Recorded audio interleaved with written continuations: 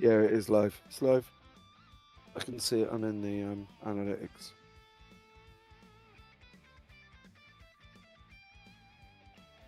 It is live.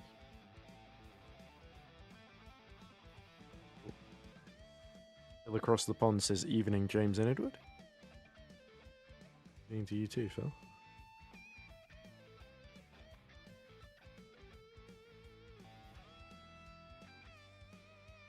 Yeah, he's always here. He's like the resident JPB #1 fan. Good to have a fan. You can start the countdown now, but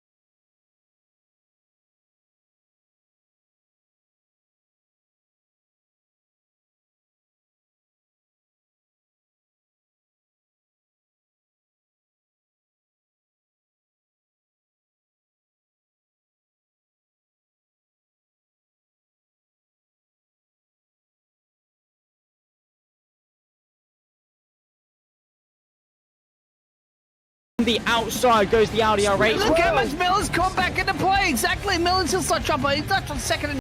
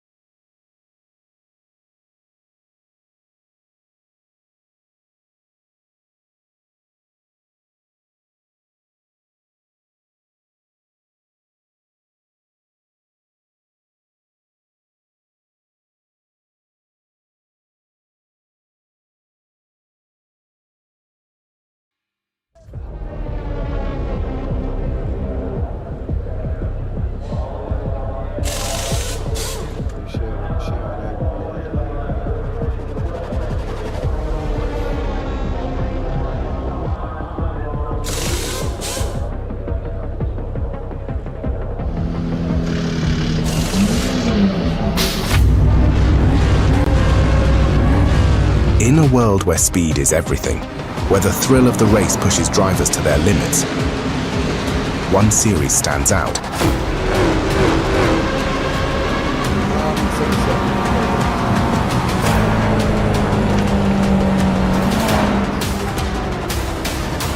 Experience the heart-pounding action of PCC Plus. Meet Jake Cranstone, the championship leader in the Volkswagen Jetta. His rivals, Dan Downing and Kyle Ridley, are hot on his heels, ready to dethrone him. Come on, dude, that wasn't on. But the battle doesn't end there. In the Mustang, it's a clash of titans.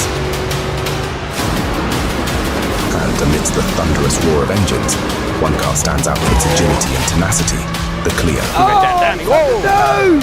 Oh, he's fighting back up the inside. He's coming in. Passes in. As the season unfolds, rivalries will ignite and legends will be born. This is not just a race, it's a test of courage, of skill, of what it truly means to be a racing driver.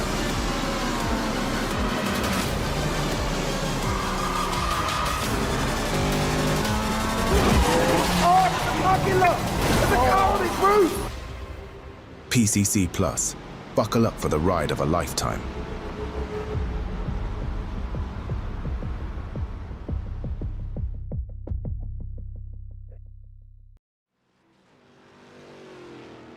Good evening, ladies and gentlemen. Phil, I hope you can hear me, or are you telling me you can hear me through the intro there? A little bit worrying if you can hear me there. Welcome along to the final race of the FTR Events Production Car Championship, live from Oschersleben Full Grand Prix Circuit. I am James Parfitt, going to be joined in the booth by one Mr. Edward Hunter here this evening. Edward, welcome in, buddy. How are you?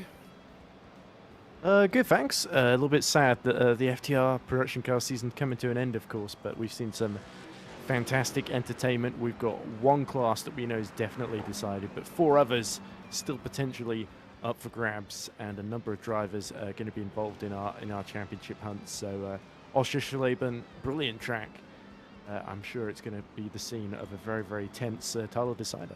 Yeah, absolutely. I think you are right. The situation is this. Now, it's fairly complicated, so you better get a pen and bit of paper ready if you're trying to track this at home.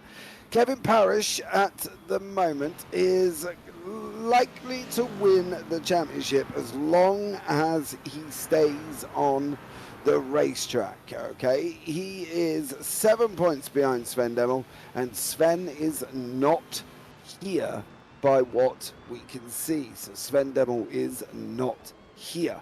In the Clio, so there's your scores on the screen there. 68 to Sven Demmel, 61 to Kevin Parrish. Yes, you were broadcasting both over the intro. Oh, okay. I'm sure we'll get onto that and have a look at why that has happened this time around. So Sven Demmel can win. Kevin Parrish can win as long as he keeps it on the racetrack. Sven Demmel is not here. In the Clios, Giovanni Romano is the winner, basically. Neil Rocks cannot catch them as well.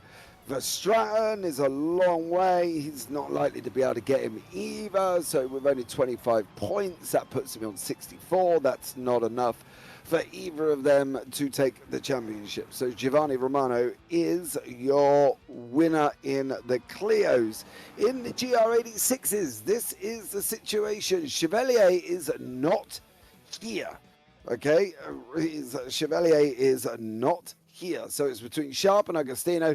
Straight sprint. If Sharp takes the win in class, he wins. If Agostino takes the win in class, he wins. That is the situation. Harry Fox, well, he's got a big ask, and there is a very outside chance. Is Harry Fox here, actually? Come to think of it, I can't actually see him.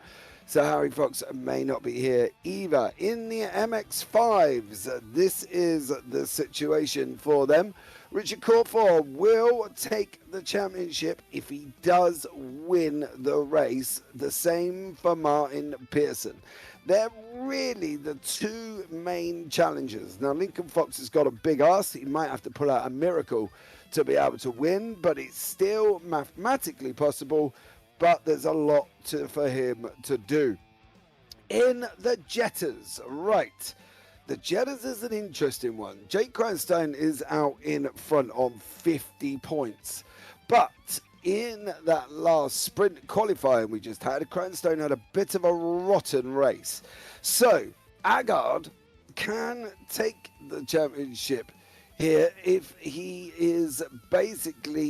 goes out and wins. So that's going to be an interesting one for them guys, and we'll see how that one works out as well. But still, a lot to deal with here and a lot of mathematics for us to run through. It's a very, very interesting circuit is Oschersleben. Now, it does have a couple of layouts to it. It's got the motorcycle A course, the B course that we was on the other day. If you've watched TSRC F4's Friday, you would have seen that. The motorcycle and the C course. We're on the A course, 2.297 miles, 3.696 kilometers in length. This is the current layout from 2007 to today. It's going to be very interesting. Ed, what are we looking out for here? What do we think is going to happen? Yeah, I was a little bit confused there because the Jetta standings we saw on screen were not the ones that I had been told. But, but anyway, I'm just trying to reconcile that. But yes, as you say, motorcycle circuit. It should provide lots of drama, lots of action, a couple of good overtaking opportunities at the end of, say, the start-finish straight or into the shell curve as well as another one at the end of these long straights. But it's going to be pretty hard on the tyres through some of these long, constant radius corners. As ever, I think the fuel management is gonna come into play. We've seen it be very, very decisive in the Clio Championship as well.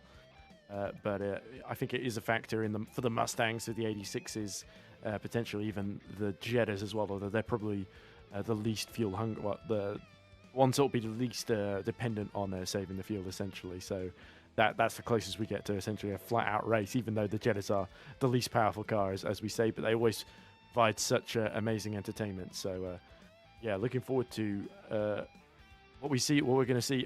It is weird how we got two of our championship leaders not here today in two of our classes, so it always feels like trying to throw the classes, essentially.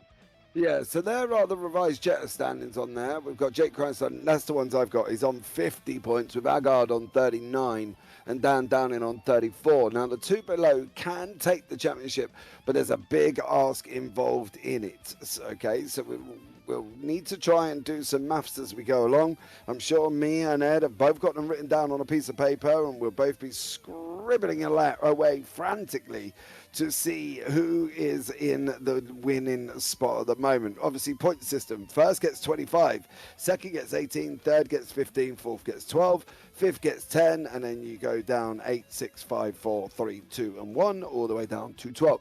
Last round, as we said, this is it. No more FTR, no more 60 cars, no more 5 glasses after this one as we finish off the season here at the Oschersleben Grand Prix circuit. So let's see how the guys play this. We have just gone into the 5-minute warm-up. We've just had the sprint qualifying as well.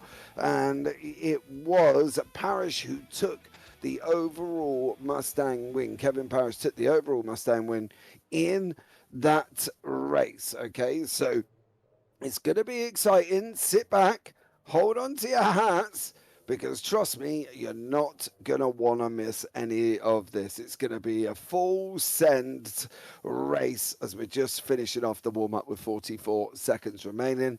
Ed, what's going to be the main flashpoints on the circuit? Where do we expect most of the overtakes? Yeah, I think for Parrish, it's really going to be a case of lots of tension, but I think in the end, all he really has to do is get to the finish and score at least more than 7 points, essentially. 8. He only really needs 8 points, and with only 4 Mustangs, it should, in theory, be fairly straightforward.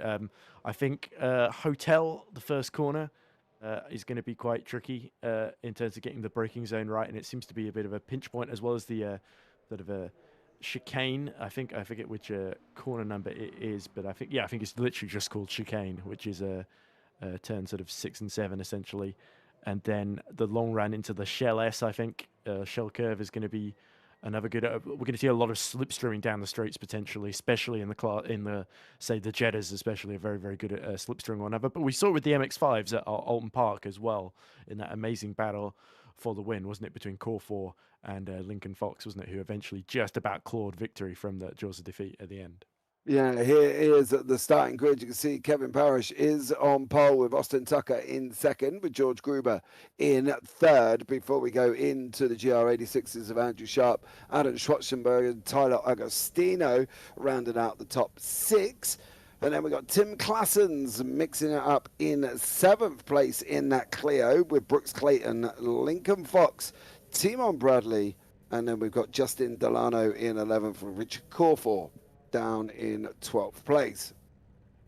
Moving on, we've got Jelly Stratton in 13th with Matty Cridland in 14th. Miles Owens down in 15th with Patrick Reed and Justin Michaela 16th and 17th. Then we've got Martin Pearson in 18th. Big championship contender if he can just get the points.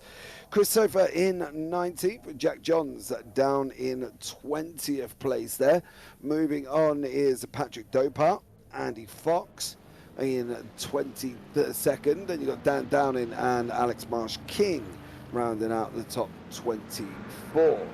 Moving on, it's still going. In 25th place is Jeremy Agard, Dominic Foster and Chris Sill round out the top 27. Eric Manningveld in 28th, Jake Christopher Rowe in 29th, Ron Wall in 30th, and your championship leader in the Jetta down in 31st place. Jake Cranstone there has got a lot to do, but never say never with Jake. He's a fighter, he's a scrapper, you know. He will fight and fight and fight in that Jetta until it's not possible for him to fight anymore. If he finishes where he is down in class at the moment, which is currently in 8th, he will score 5 points. If Downing or Agard win, mind you, that's 39, 49, 59, 64 for Agard, and it'll be 59 for Downing. So Cranston needs to get at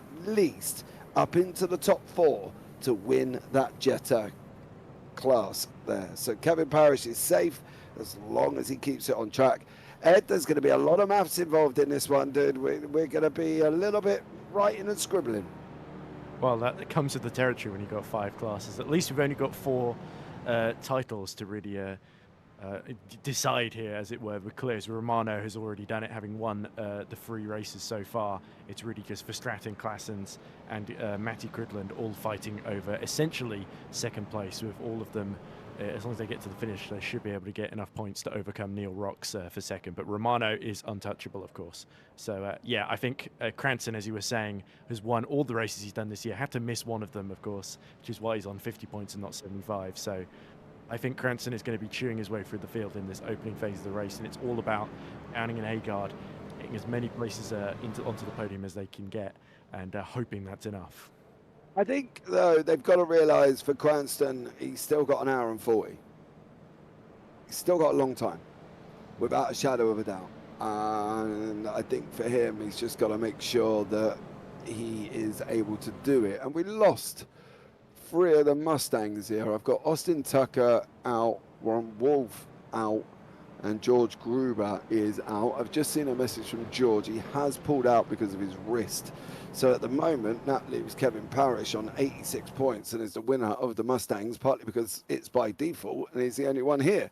So the lights are going to be on. We are going to be green, green, green. And away goes Kevin Parrish. He racks up that first place. We've got the Toyota GR86 of Andrew Sharp sitting in second. Then Agostino, then Schwarzenberger behind that. Then 4 wide further back. It's all going off a little bit at the back there as well. Turn 1, pinch point. Turn 2, going to provide the push-outs on some of these drivers as they get shoved out wide.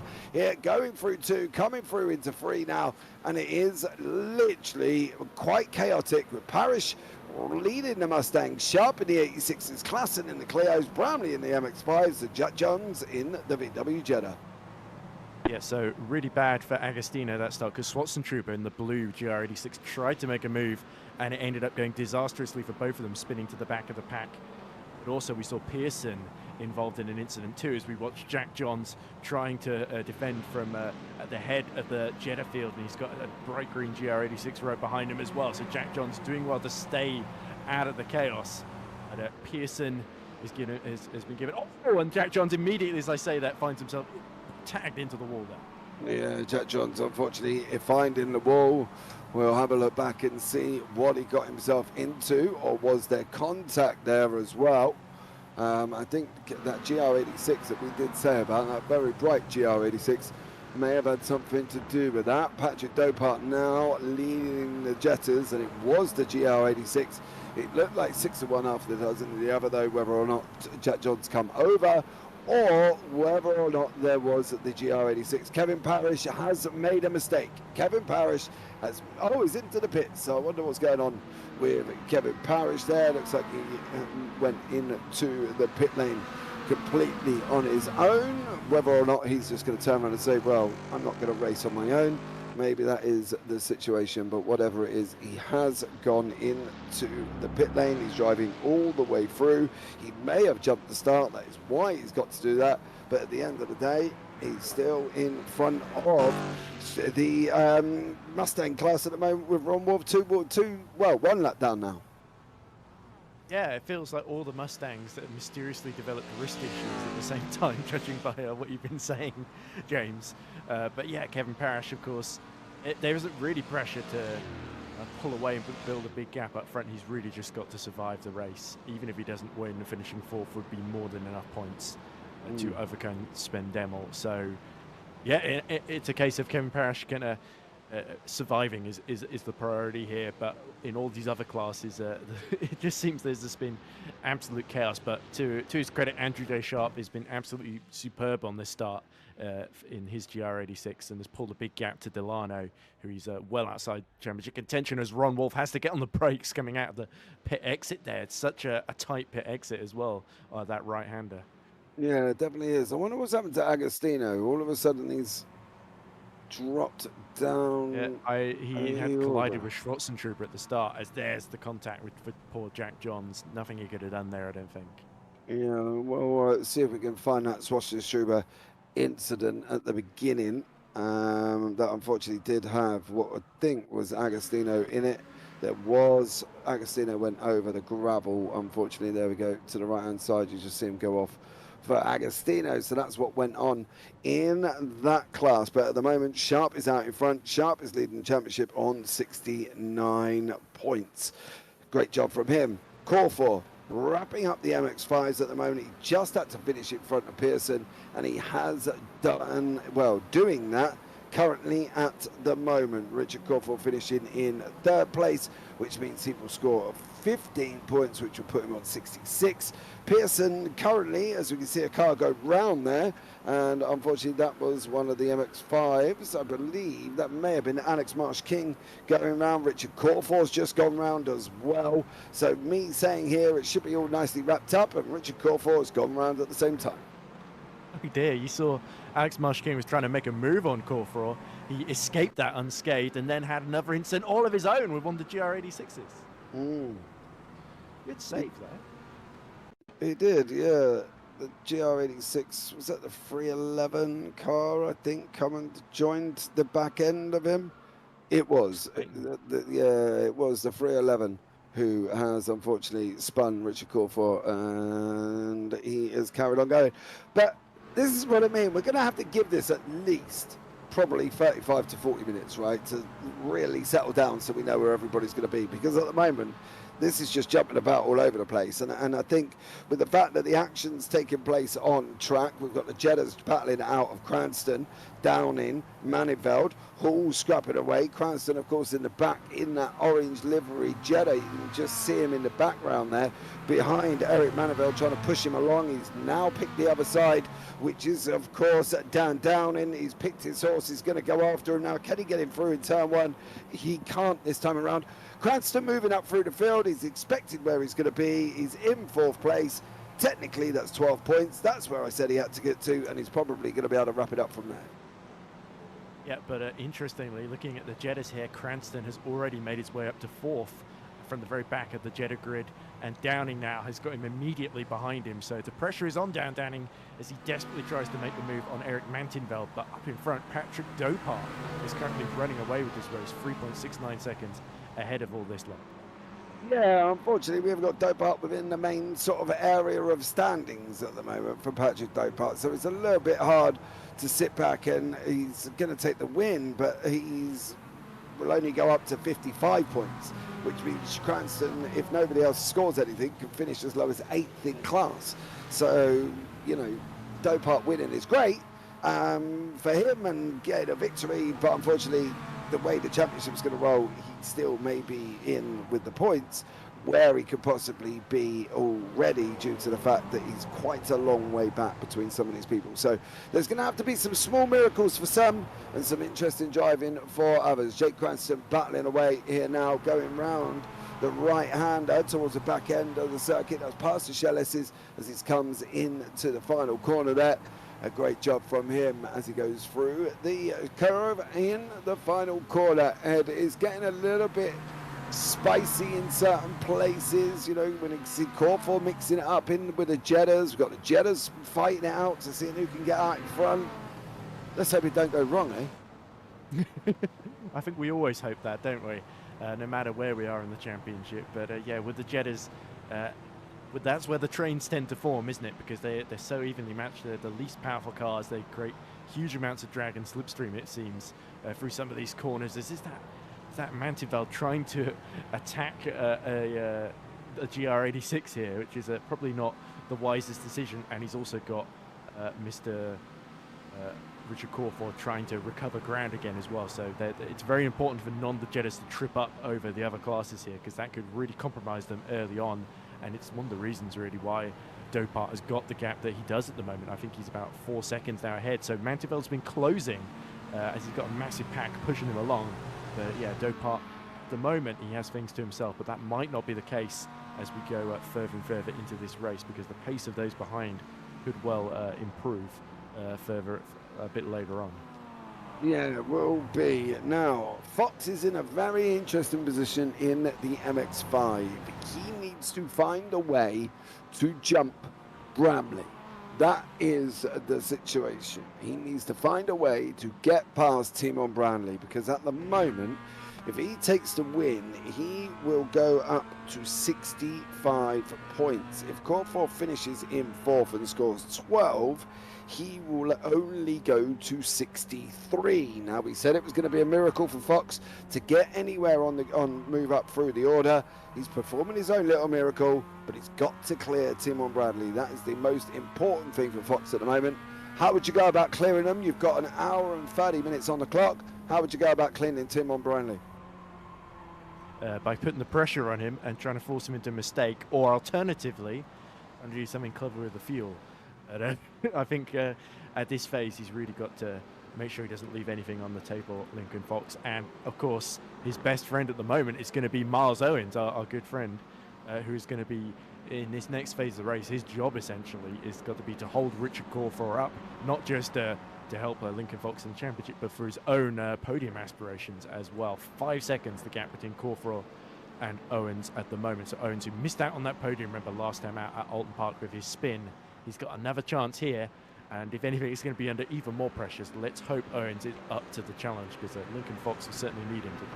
Yeah, definitely. Will there be a new season soon, says Phil across the pond. Well, we can only but hope, dear sir. We can only but hope. We'll wait and see what Richard does and the FTR guys do after this race. I'm sure that we'll have a chat with them and see going forward where we're going to be. But at the moment, you can see the Jettas are getting very, very spicy again. Down in Dopart. Who was that? That was Brooks Clayton has gone round in the GR86. So unfortunately for him, that's not going to do him any favours at all, as that's going to release Andrew Sharp even further out in front in that GR86 class. He's just got to stay on the racetrack. He will take the championship. That's it. So that could be the two, well, we're going to have 3 championships wrapped up. We should do, because Parrish is obviously still running. He's 12 seconds ahead of Tucker. So Parrish is going to take the Mustangs. We've got Romano taking the Clios. Sharp should take the GR86s, but it is down to the Jettas and the MX-5s. We'll have to do some quick maths to see how that one's going to work out. But Andrew Sharp doing an absolute stellar job at the moment. And we can go all the way now down to 15th when we're talking about Corfor here at the moment.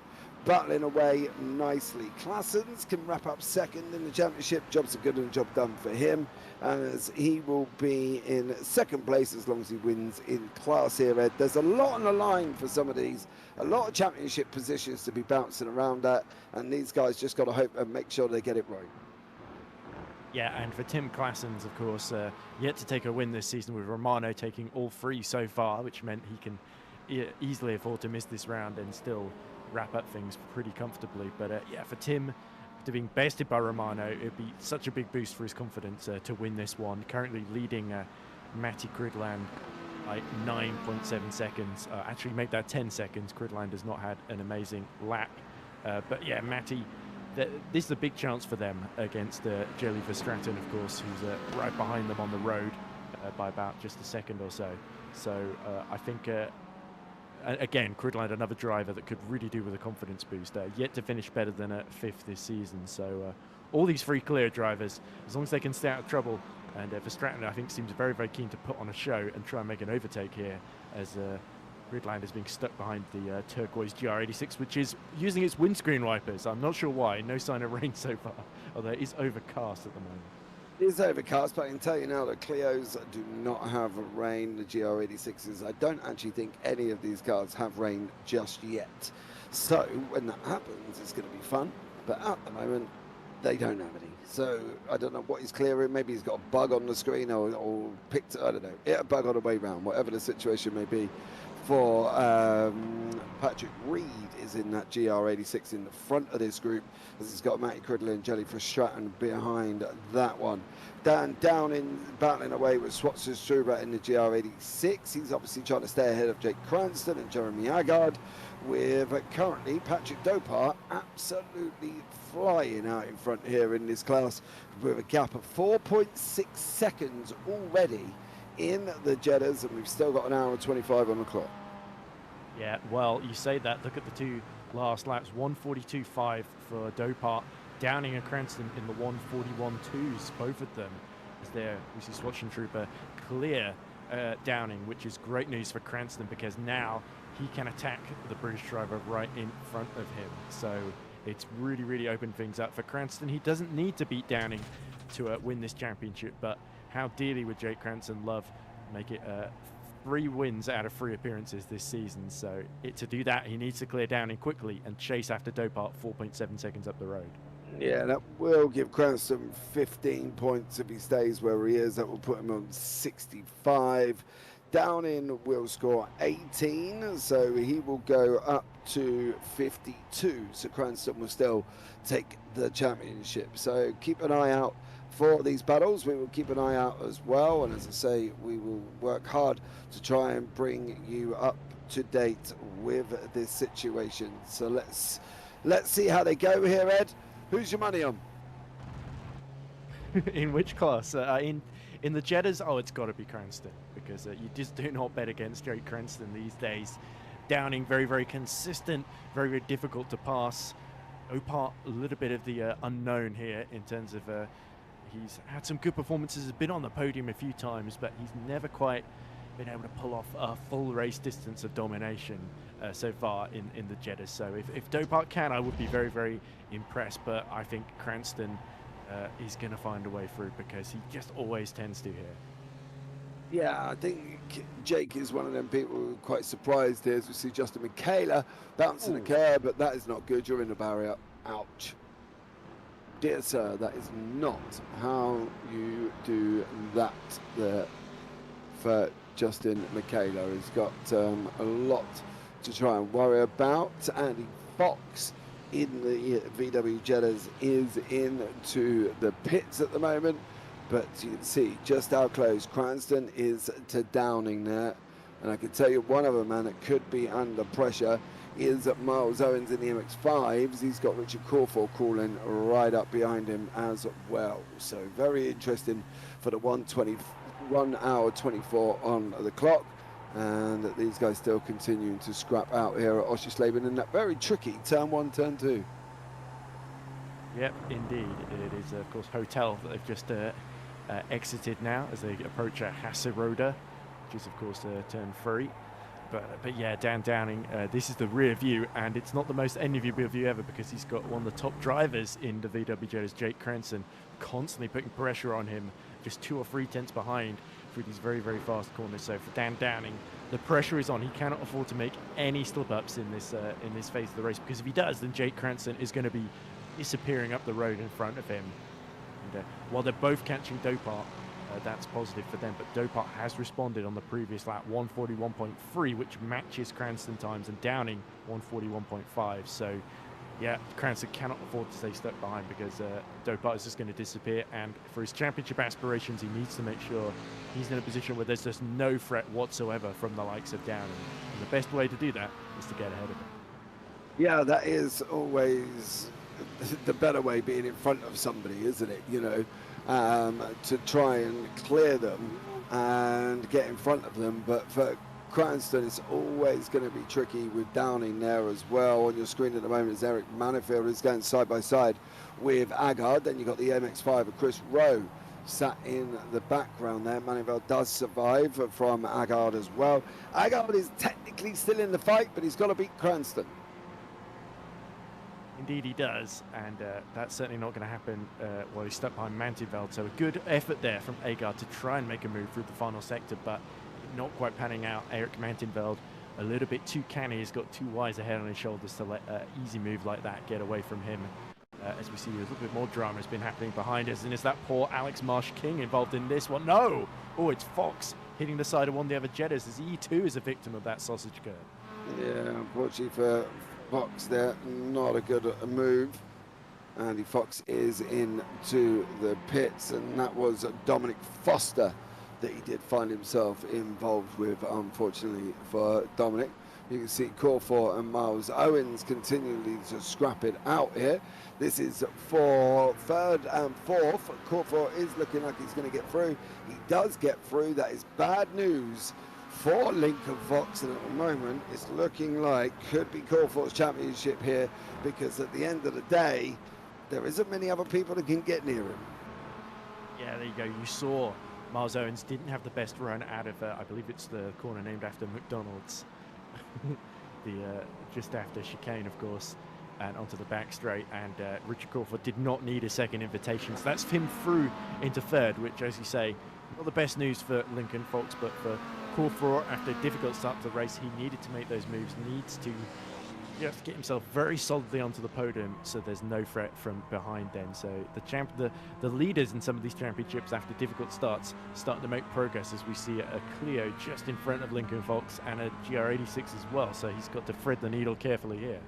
Oh, and one of them has just disappeared on my screen, so that's never a good idea either of the Clio. That's Jelly for Stratton, I believe. So he's got to be remotely careful. Fox just lost another place to Tyler Agostino, whether or not that was technical or not technical. Oh, my dearie me, tactical. We'll find out on that one. Tiemen Bramley is going currently side by side with the Clio of Tim Claessens, and Bramley seems to be, seems to have the pace of Claessens there. Indeed he does. It's a shame Timon J. Bramley down in 5th in the MX-5 Championship, so he's technically in the points contention on 29 points to Corfor's 51, but he's not going to gain anywhere near enough, and it was always going to be a bit remote with him being over 20 points behind in the championship. But nevertheless, great performance so far in this race. What's that? His gap to Fox is nearly 17 seconds now, isn't it? So he's really made hay while the sun shone, as the Australian, and he's going to continue to just push on in that class leading MX-5. And Bramley, we know he had the potential to win races in this championship, and it'd be great to see him end the season on a high after a couple of races that didn't quite go to plan for him. Yeah, that's the thing. You only need, when you've only got a 4-race calendar, it's very tough to have a great, you've got to make sure you've got to score points in every single one, and if you don't, it really does put you in that difficult position. You see Tyler Agostino on your screen at the moment here, battling away with the other GR86 in front of him. That is, he's got Jennifer Stratton in front, then Chris Sofa behind in the green livery, who is coming up right behind him as they're coming now into the right-hander before they go down into the chicane. And at the moment, Agostino hanging on from Sofa, but it does look like Sharp's championship. Sorry, it doesn't look like there's a lot anybody can do here unless Sharp has an absolute nightmare head. I think it's going to be Sharp's championship. Yeah, but again, Agostino, considering Trooper attacked him at the first corner and really compromised the start of his race, Agostino's done incredibly well to pass Leighton and Sofa and get back up to 4th in class then. So a little bit of a gap to Patrick Reed in front of him, but I'm sure he's going to close that as the rest of this stint goes on. So it's difficult to see him catching Delano and Sharp, but Agostino recovering well so far. And now, but look at this, Sofa attacking him as he's being held up by Verstraeten. Yeah, that Clio is not helping the situation at the moment for Jelly Verstraeten. He is kind of the cork in a bottle, and he really doesn't want to be. We've got 3 of the classes on your screen, 4 in fact, because you can see Tucker behind them in the Mustang, and Verstraeten just almost causing a problem, but he's got every right to be on the race circuit. Yeah, there we go. So Verstraeten locking up like crazy, which seems to be the way to get the most performance out of this Renault Clio. He's going to be on the inside here for the contact. Oh, contact, Agostino and Verstraeten. That looked a piece of contact there. Unfortunately for Agostino, he has dropped all the way down and is still dropping. And we'll try and catch that in a replay. It was contact with Jelly Verstraeten there. You can have a look on the chopper cam. You will see that the replay there. And he just goes up the inside and just makes contact. And unfortunately for Agostino now, he is all the way down in 17th place. If this man's ever got a mission on his hands now, well, it's going to be mission impossible, surely. Oh, he's not going to be best pleased with Verstraeten there, because all that hard work for Agostino to get back into 4th is completely undone in an instant there, with Verstraeten just understeering a little bit into him there. I think it's unfortunately, so definitely not intentional. As you say, Verstraeten was sort of flicking in and out as well, which I think may have made Agostino a little bit impatient to clear him as soon as possible. But yeah, definitely not ideal for him, and really puts the ball even more into Andrew J. Sharp's corner, really, because his main threat in the championship is once more down in 7th. Yeah, definitely he's down there now. Oster Tucker and Jelly Verstraeten there. We seem to have lost the leader of the MX-5s. We think he's gone as Bramley, and he's out. So I'm not entirely sure what has happened to Bramley. I will keep an eye on the driver chat and see if we can find out why Bramley has gone. But that, unless something dramatic happens, that will put Fox on 65. Core 4 is on 2nd, so he will finish on 60. What's he got? He's got 18, so he'll finish on 69. So Core 4 will still win, but I think, Ed, I'm not going to worry about this until about the last 15 minutes to see where they're actually at. Yeah, it doesn't really change things too much because they both gained a place, of course. It just means a few more extra points with a 7-point swing for Fox over Corford, but he's 11 behind. So as you say, yes, that gap would be 4 points as it stands at the moment in favour of Richard Corford. So Corford, from his point of view, just needs to keep building the gap to Miles Owens behind, who now re-inherits that podium now after that misfortune for Timon J. Bramley. And if he has been disconnected, I think that really sums up his season. It was just bitter bad luck for him. Yeah, it's been a rough one. There's Carriage Parrish making his way back through the field. He's literally all the way back up to 4th overall after going into the pits and ended up, well, last, basically, behind everybody. He's now sitting in 4th, so a great job from him. Corporal's got Clayton up behind him currently. On your screen is Kevin Parrish. He's coming into the, was Matty Fox, I believe. But Clayton and Corporal, Clayton's already had his issues this evening, hasn't he? So he needs to be a little bit careful, right? Yeah, he's not been the easiest person to pass, has he? And certainly he's not afraid of putting his elbows out and making a bit of contact if the moment calls for it, or even if it doesn't call for it on a few occasions. But yeah, Brooks, a purple and white and black car, certainly not making too many friends out there today. But anyhow, what racing driver exists just to make friends. But Crawford, he will be very, very cautious not to have another collision with Clayton, and he's got another very, very pushy GR86, a very competitive one in the Canadian of the Schwarzentrooper, who of course himself is making up ground, and with that spin for Agostino clashing with Verstraeten, Schwarzentrooper has gotten back in front of Agostino as a result of that. So it's opened up the doors for the Canadian, who's got some pretty decent pace out there. Potentially he could become a factor as a, but fastest man, the two fastest men in GR86 at the moment are Sharp and Sofa in fourth, of course, who set a 1:39.222, which is of course a personal best. As oh no, yeah, Dan Downing, trouble, Jane.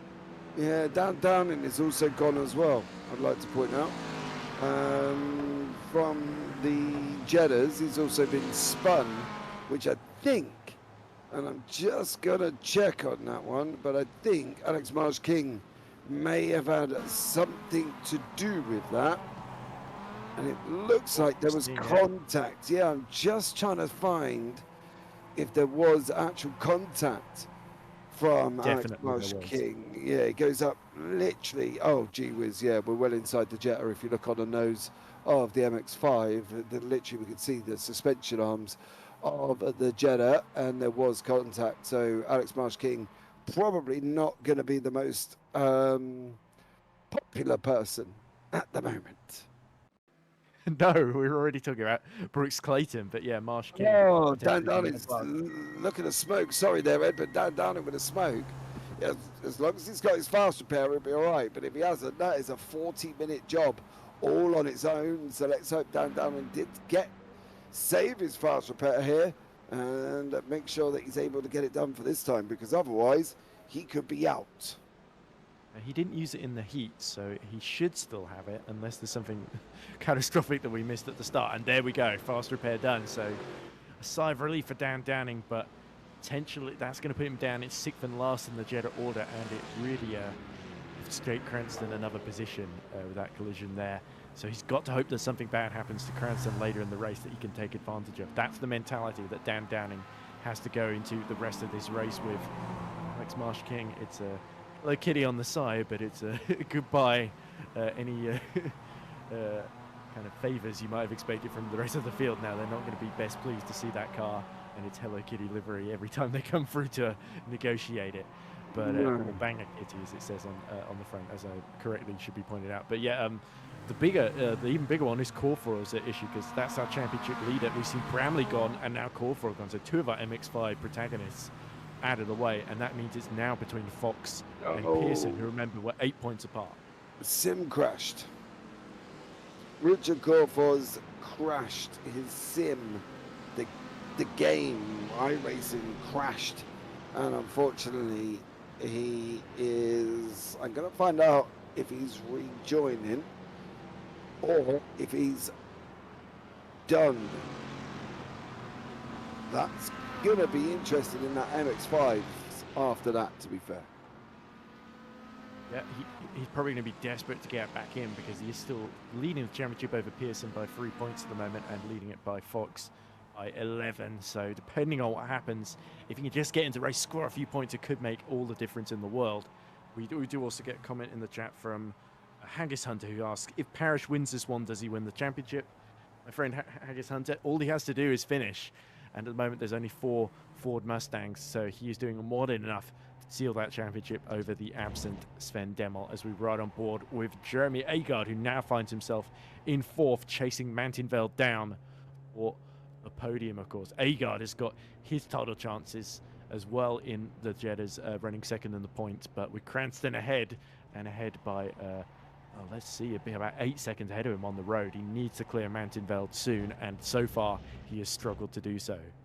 Yeah, he isn't managing to do that. Corford is trying to rejoin, so we'll keep an eye and see whether or not he does come back on that one, because trust me, he's going to need to. This is Chris Searle going off the side of the circuit and going and ouch, doing that, unfortunately for Chris Searle. So not good for him at the moment either. Another man that could rely on that one fast repair to try and get him out of what can only be a very sticky predicament there. So that leaves Lincoln Fox leading the MX-5 class. That's Lincoln Fox on 65 points.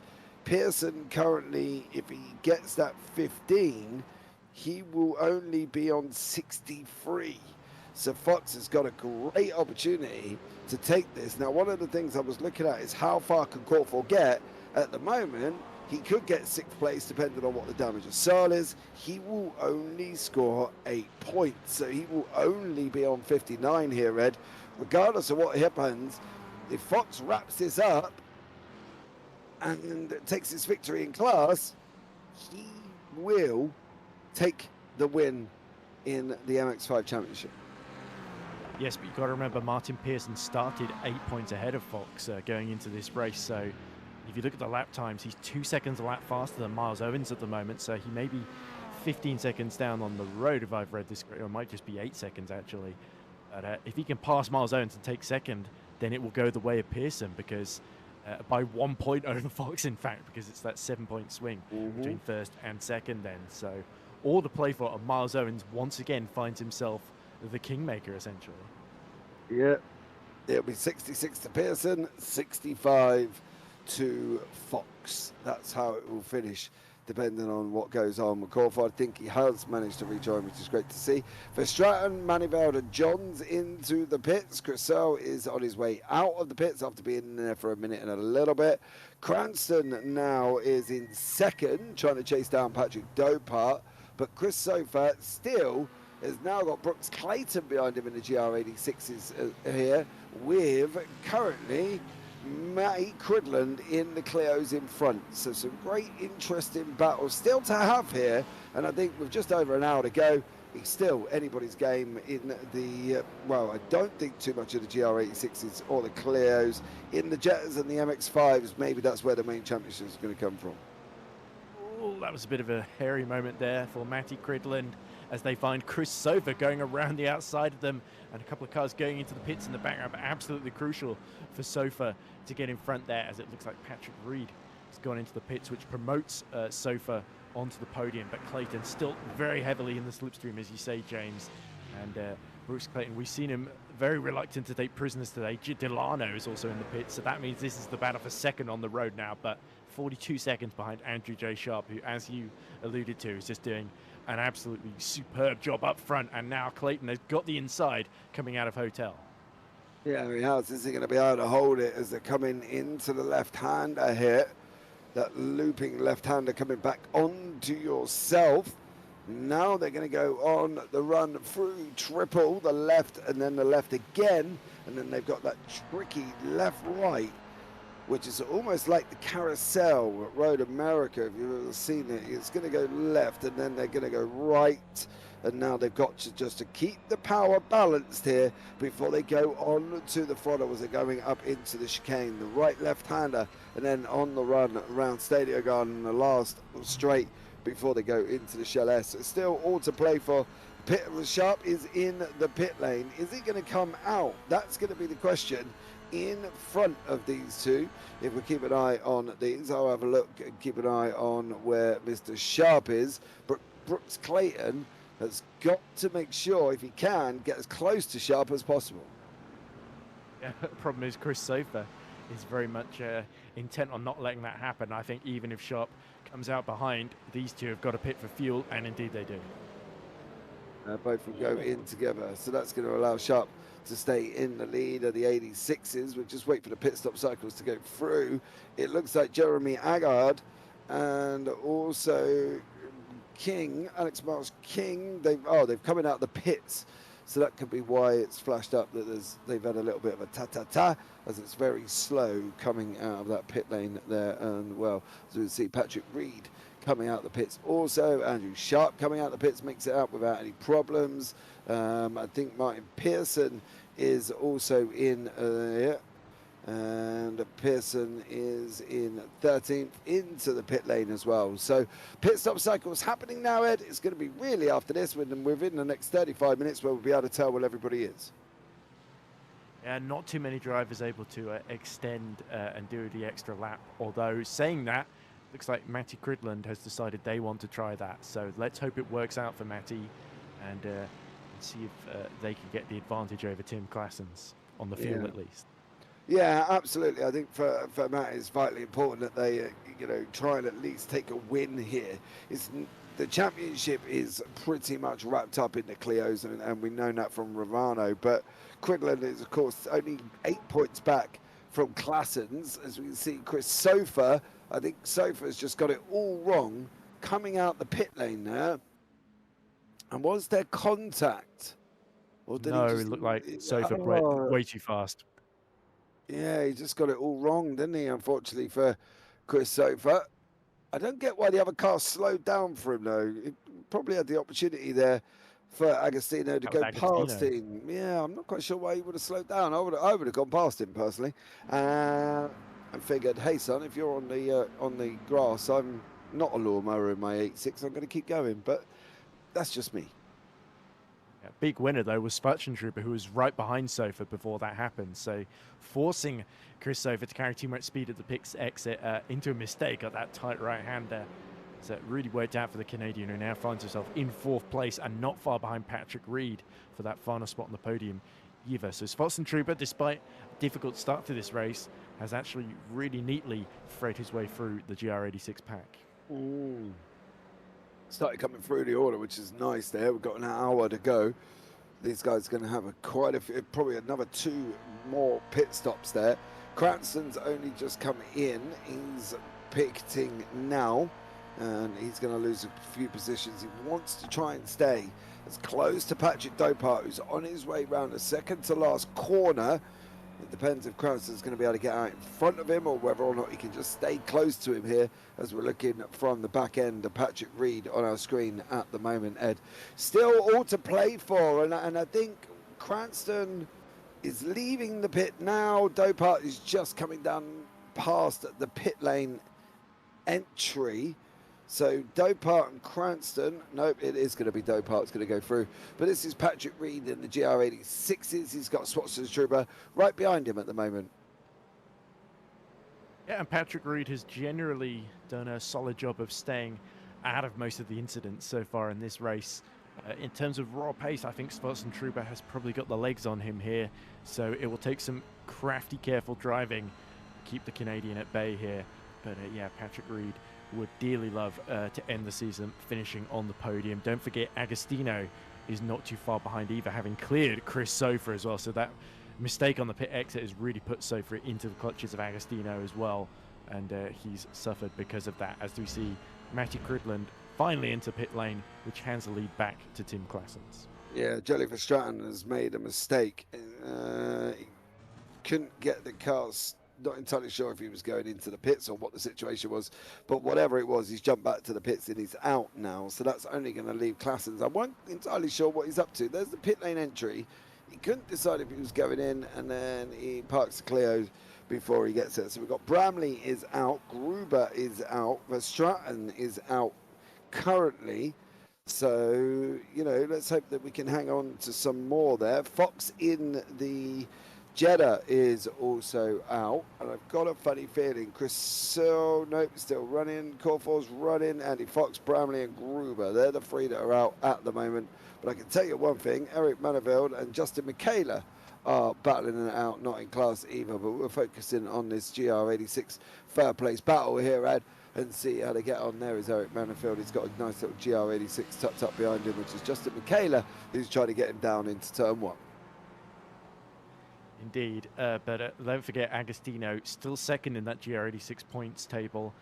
If he can clear Trooper and Patrick Reed, and if, heaven forbid, any bad luck befalls Andrew J. Sharp, then he could be well placed to take advantage, despite having so many setbacks in the first part of this race. As Mantivelle still side by side with the 304 as they exit turn 3 there. So Eric Mantivelle, fair play. He's third in the Jetta, but he's not going to give any presents out on track, and why should he? Because Jeremy Agar could still be a threat to him later on in this race, even if he can't quite keep up with Jake Cranston. Yeah. This guy's, Cressel having another one moment. Letting the car roll off the circuit. He's still going, I believe, though, so he's not completely out. Patrick Dopart has just been overtaken by Martin Pearson, but Reed Swatzenstruber makes it round the outside. Great overtake by Adam Swatzenstruber there, and that was in through 1, going through 2, and he got that job done. Now he's got Delano, unfortunately, about 16 seconds up the road.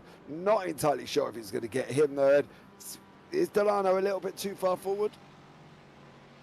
I think with a race that we're still just under an hour to go, he's still catchable, but Swatzenstruber will have to really get a shift on to make it happen. But yeah, brilliant move into Hotel there. I think that's exactly what Adam wanted to do at the very, very start of the race on Agostino, but unfortunately he was on the inside there, whereas it's a lot easier to make the move on the outside, and when there's a lot more space, it's not the start of the race now. We've got grids of cars in front of you that you've got to make sure you don't bump into. So Swatzenstruber judging it well, Patrick Reed overcome, and now Reed has got to worry about Agostino right behind him, as we see Kevin Parrish having made that early stop. Austin Tucker and Ron Wolf now come into the pits, which promotes Parrish back into the lead. So I wonder if Parrish decided to make that really early stop just so he had Tucker and Wolf to sort of fight with, essentially. It could well be, but he's technically gone from a last to first challenge at the moment, because obviously he drove through right at the beginning. Now, the only thing I can think of is he either did it on purpose to wanted to go through the back to give himself a bit of a challenge, or he jumped the start and there was a problem with the start procedure, which would have put him onto a drive-through or stop and hold or whatever they would have come up with, because, we'll have to see on that one. Tim Bramley's sim crashed as well. And he said he did a race a couple of weeks ago and 25% of the people in the session crashed out. I'm not going to lie, that happened to me while in a broadcast with about 9 other drivers. 9 of us all got kicked out, including myself, in mid-broadcast, and everything just went black. So I'm not going to say that them boys are telling little fibbers, because they're not, because it has happened, and it seems to be a continued bug as we keep an eye on Kevin Parrish here leading that Mustang class, and he's just got to finish the race and he will win the championship. He's on his run round triple, the second to last corner before he goes round the final corner here. Long right hand, wait. Now he can apply the gas, and now he'll go after what I believe is Richard Corford in front of us. So for Kevin Parrish, he's had a somewhat of an easier race than what he expected, but I don't know if he expected to have it kind of this easy. Yeah, he had such a great fight, didn't he, with Sven Demmel at Alton Park, until Demmel collided with one of the other classes that they were lapping together. And it is a shame in a way the championship has to end this way, but you can't really lay the fault at the door of Kevin Parrish, who has really picked up every point that was on offer to him this season. And it looks like all he has to do, as we say, is finish, and he is not exceeding that target, and putting on a nice little show for us as well, having to essentially make what amounts to an extra stop. So I think that's why he's trying to pull the gap that he is over Austin Tucker at the moment. I've been looking at Pearson, who seems to have got the hurry up. He's been lapping a second lap quicker than Miles Owens, and this is for the what will currently be the MX-5 championship lead at the moment. So Miles Owens, for Lincoln Fox's sake, once more, he's got to defend, because Pearson desperately wants to try and take that championship lead, and it's only Miles Owens stopping him at the moment. Yeah, and he needs to be in front of Owens. He needs to. Fox will finish on 65. Pearson, if he gets his third place, he will only be on 63, and if he gets that second place, he will be on 66. So, still all to play for, but Miles Owens is the determining factor. I think that's the weirdest thing, putting all that pressure on a young man that only come into the series last race out, I believe, as well. This is the thing with Ryan Pearson. Will he sit back and go, well, I wasn't good enough on a day? Or will he sit back and think, well, Miles Owens shouldn't have even been on the racetrack. He only joined in round 3. Da da da da da da da da. No, you can't really think like that, Kenny James, because it comes with the territory. People come and go from these short championships, and you've got to beat everyone that shows up, not just your main championship rivals as well. Those kind of things can impact you. But I wonder if Miles Owens even knows about the points permutations here. I think he's just fighting, as far as he's concerned, he's just fighting for second place in the race, which would be a great personal result as Pearson clobbers over the sausage curve, and then Miles Owens does the same thing on exit through the chicane there. So yeah, Pearson is not going to give up without a fight, and Miles Owens is definitely going to have to get his absolute defensive anchors on. I thought Mike Pearson was going to bump him off then.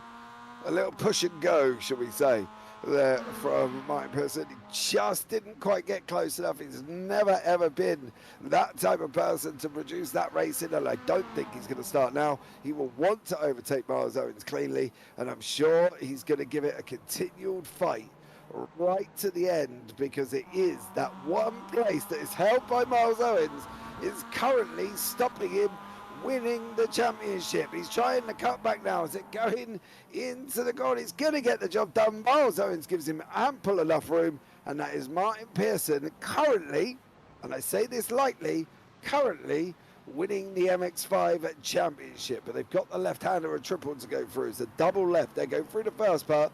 Now they go through the second part into the tricky left-hander before they go around that long looping right-hander once more on the run down into chicane. So it's all kicking off in the MX-5s there, and it's going to get very, very spicy as long as they keep it clean in the process there, because we don't want it to end up with somebody being taken out, winning the championship that way. No, certainly not. But you can hear Lincoln Fox's heart sinking now, as he's probably been told over the radio that Pearson has moved up to second, as we see Tucker looping it round on the pit exit there. So not wanting to be outdone by Chris Sofa, an even more spectacular binning of the pit exit there, as it looks like Schwarzentrooper has hit trouble, because Agostino is up to third in the GR86s. Yeah, I think Schwarzentrooper had the same issue. Jamie Foxx has gone into the pits. Did he get it stopped in time? He did. Schwarzentrooper coming out the pit lane, got onto the grass and nearly lost it there completely. This pit exit is a little bit of a weird one, because you go in on the last corner, you got to follow the pit lane all the way round the left, the right, the left, and into the pit lane. Then you come out and go left and then a sharp right, and it does catch people out, as you can see on your screen. Schwarzentrooper trying to now get in behind Agostino. That was not a pit exit from Schwarzentrooper, unless that was the fastest pit stop in the world, because he's still running fourth, of course, and didn't lose that much time. So I think that was just a mistake on a normal lap there coming through Hotel. Essentially, look at Matty Cridland holding up Agostino and Schwarzentrooper now. And that is backing Agostino right into where he doesn't want to be, which is right next to Schwarzentrooper, who has already collided with him once in this race, and he desperately does not want to make it a second time. And they've got the Mustang right behind them, I believe that's Tucker. Yeah, more fighting going on there. Matty Cridland, Agostino is in there, Austin Tucker, Rob Wolf. It's all getting a little bit busy here with all of these guys fighting it out, as you can see them on your screen at the moment, and they're still scrapping away nicely. What's going to happen here? Well, time's going to tell, and we will find out whether Schwarzenegger can make his way back past that Mustang, which he's got currently in front of him, the yellow and black Mustang there. So great battles all the way through, and Schwarzenegger trying to move his way through here. He's got a big challenge on his hands here, Ed, hasn't he, with all of these cars around him?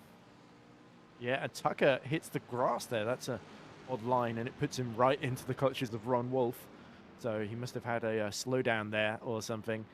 Yeah, Matty Cridland, let's not forget, they are in competition with Tim Claessens. Of course, Cridland stayed out much longer than Claessens, which is hopefully, from their point of view, to their benefit, as Agostino loses it through chicane. Off he goes. Unfortunately for Agostino, let's put him now down here below Schwarzenstruber. So he has lost that place to Alan Schwarzenstruber here.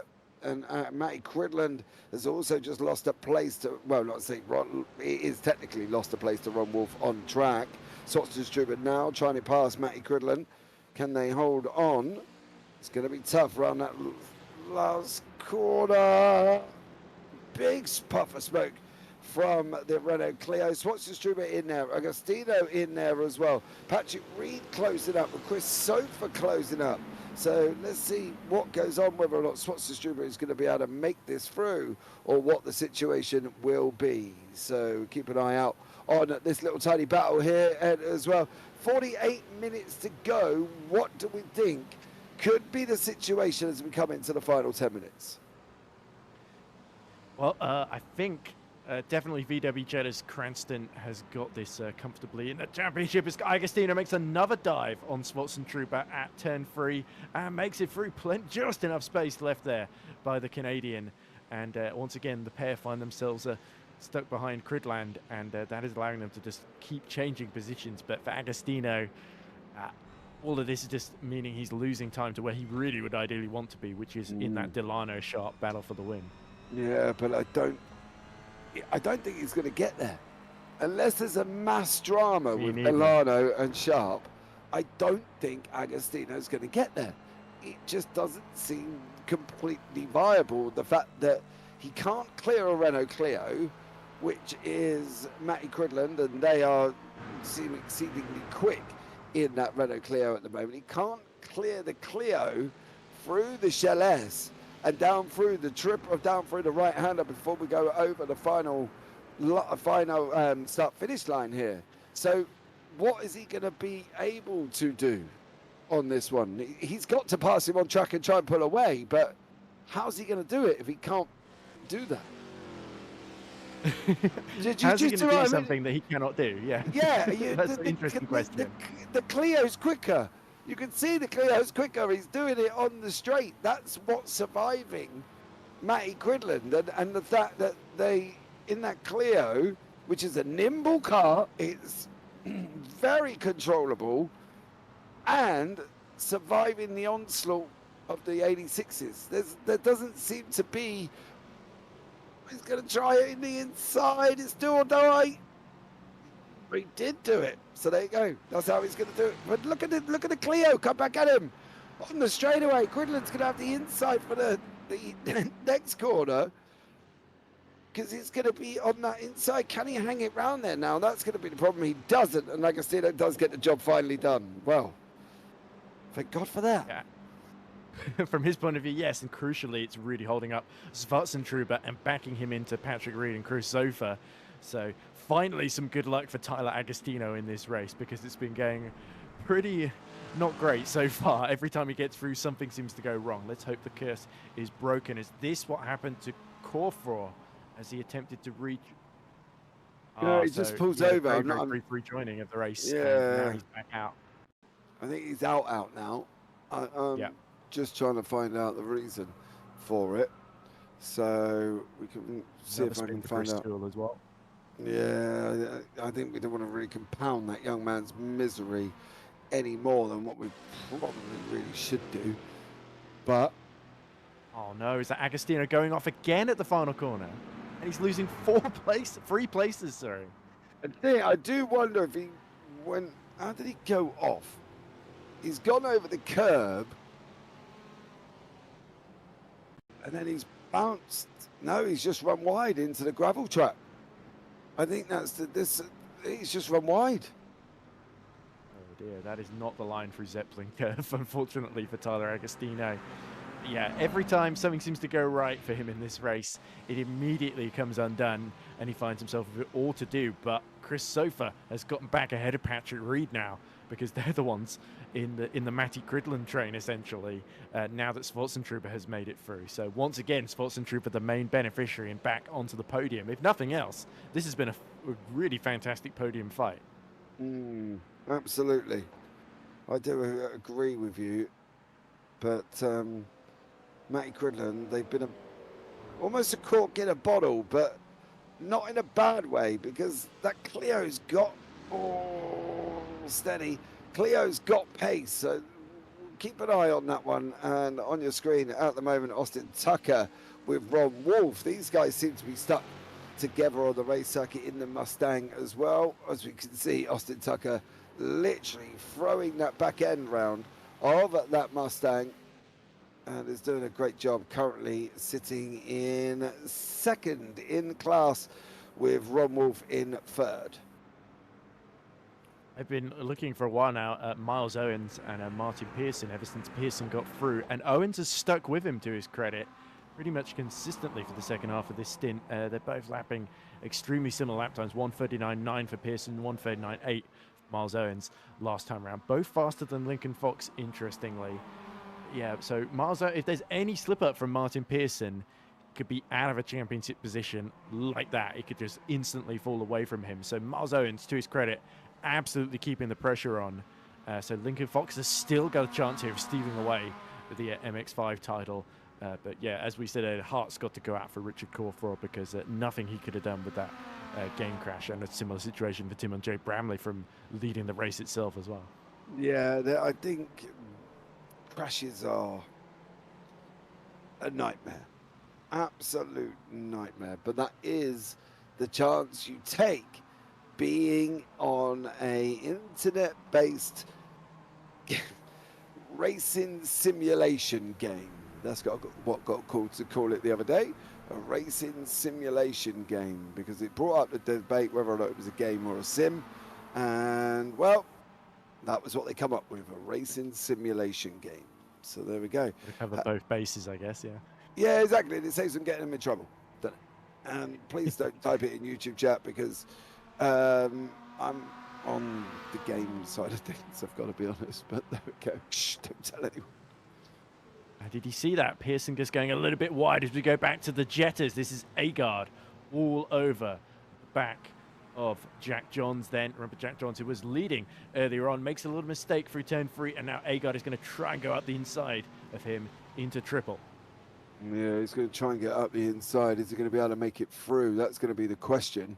Jack Johns has got Agard right behind him, and I can tell you now, Agard does not make it through this time. So Agard's got to keep trying to go again. Of course, that's just putting Cranston all the while in that championship winning position that he has been, and he's doing an exceptional job, I think, at this moment for Cranston. Again, just doing what he needs to do, keeping it on track.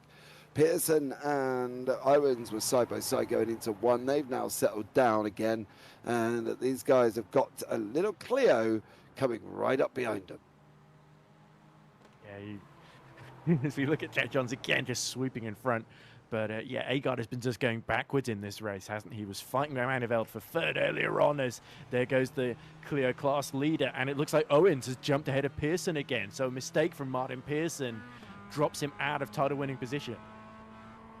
Yeah, Martin Pearson now losing that place to Miles Owens. And unfortunately losing that place out of the championship. Pearson made a mistake. The back end of the car was almost going, and he managed to save it there once more, did Martin Pearson. So a good job saving it. As you can see it here, it will come in to the left-hander. The back end will start going about now. He brakes, big puff of smoke come out, and Martin Pearson there manages to hold it. He manages to fight another day here, Ed, which is basically the important part of this time of the race. Did you see the wiggle there from Miles Owens? He was delighted with that mistake because it gifted him second position again. And he's now got a 2.3 second gap to Martin Pearson. But Pearson is still in this title race. He needs to just not panic and catch back up to Miles Owens. He passed him before. He knows he can do it again. But Miles Owens put the pressure on, and Pearson could not break away, and in fact broke under that pressure. Yeah. I'm a bit worried. I don't know if he has got the pace, you know. I think they're so matched on pace that I don't think Pearson can make his way through. I don't believe he's got the pace to be able to catch up to him. I think he's going to have to try something mesmerising in the pit stop strategy. As we can see, Clausen's clearing Jack Johns there from the VW Jetta. Johns has got Agard right behind him. Clausen goes through once more. Does Agard try and jump up the inside? Not this time. So for Agard and Jack Johns, it's as they were. And these guys continue to fight as Clausen makes his way off up the road. So Agard's going side by side down into one. Is he going to be able to make it through? It's quite a fast left, now into the right. John sends it out the inside, still managing to hold on to that position, but this is going to give Agard, the left-hander, the inside here, if he can just get his nose far enough ahead to make him aware he's here, which is what he did do there, going into the left-hander. But of course this is going to swap back the other way once they go past the triple, because Agard's going to have the inside for the triple, and then Johns is going to have the inside for the long looping right-hander. Side by side still, left they go, left they go. Is he going to be able to hold on? Johns needs that inside line. He's going to have that inside line, Ed, as he's now fighting off his way down into the chicane. Wow, beautiful side-by-side action, and this is what we love about the Jettas, isn't it? Because they can just do that for so many corners. You saw there that Jack Johns was a little bit compromised by Tim Clausen's out of the final corner Zeppelin curve. That was what allowed Jeremy Agard to get that run, but beautiful defensive work from Jack Johns means he's been able to hold on to that position by the skin of his teeth almost.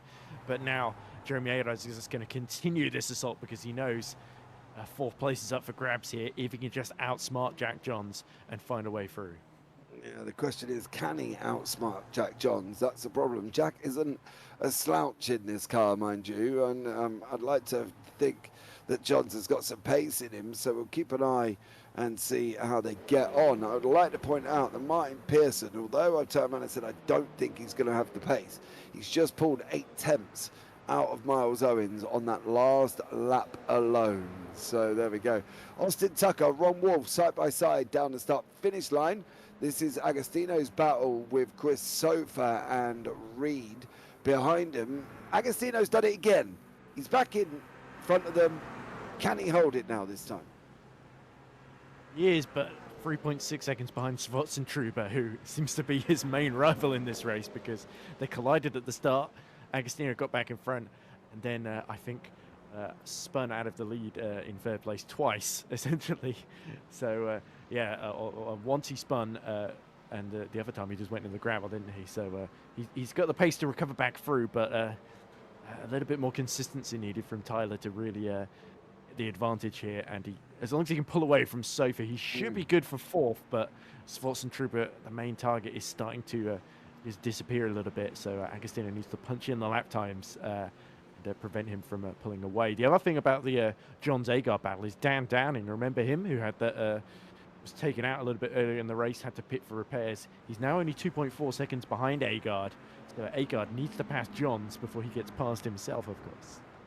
Yeah, it definitely does there as well. I love Room 4K downshift. Room's comment, isn't it, in Jeddah as well? Yeah, comment in YouTube chat. There is no way that is a real raspy voice. I'm sorry, it is if you're talking about me, but you know, give me a break. This is my third broadcast of the day, and I've got one more later as well.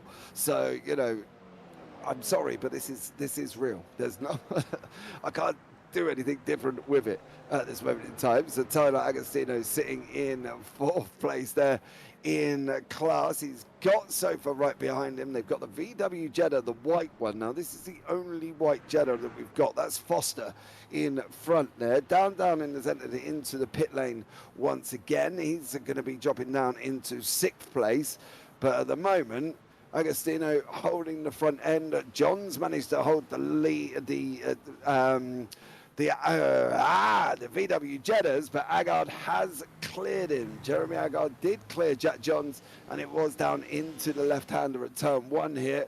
Just carries a lot more speed, Ed. He's just going to make it through. He's already got it in before they even turn left, and Johns has now lost at that place. But a great move from Jeremy Agard, and a great move all the way through for him. He fought. The problem is for Jeremy Agard, he sat there and thought about that for absolutely ages, didn't he? He was so placed behind him.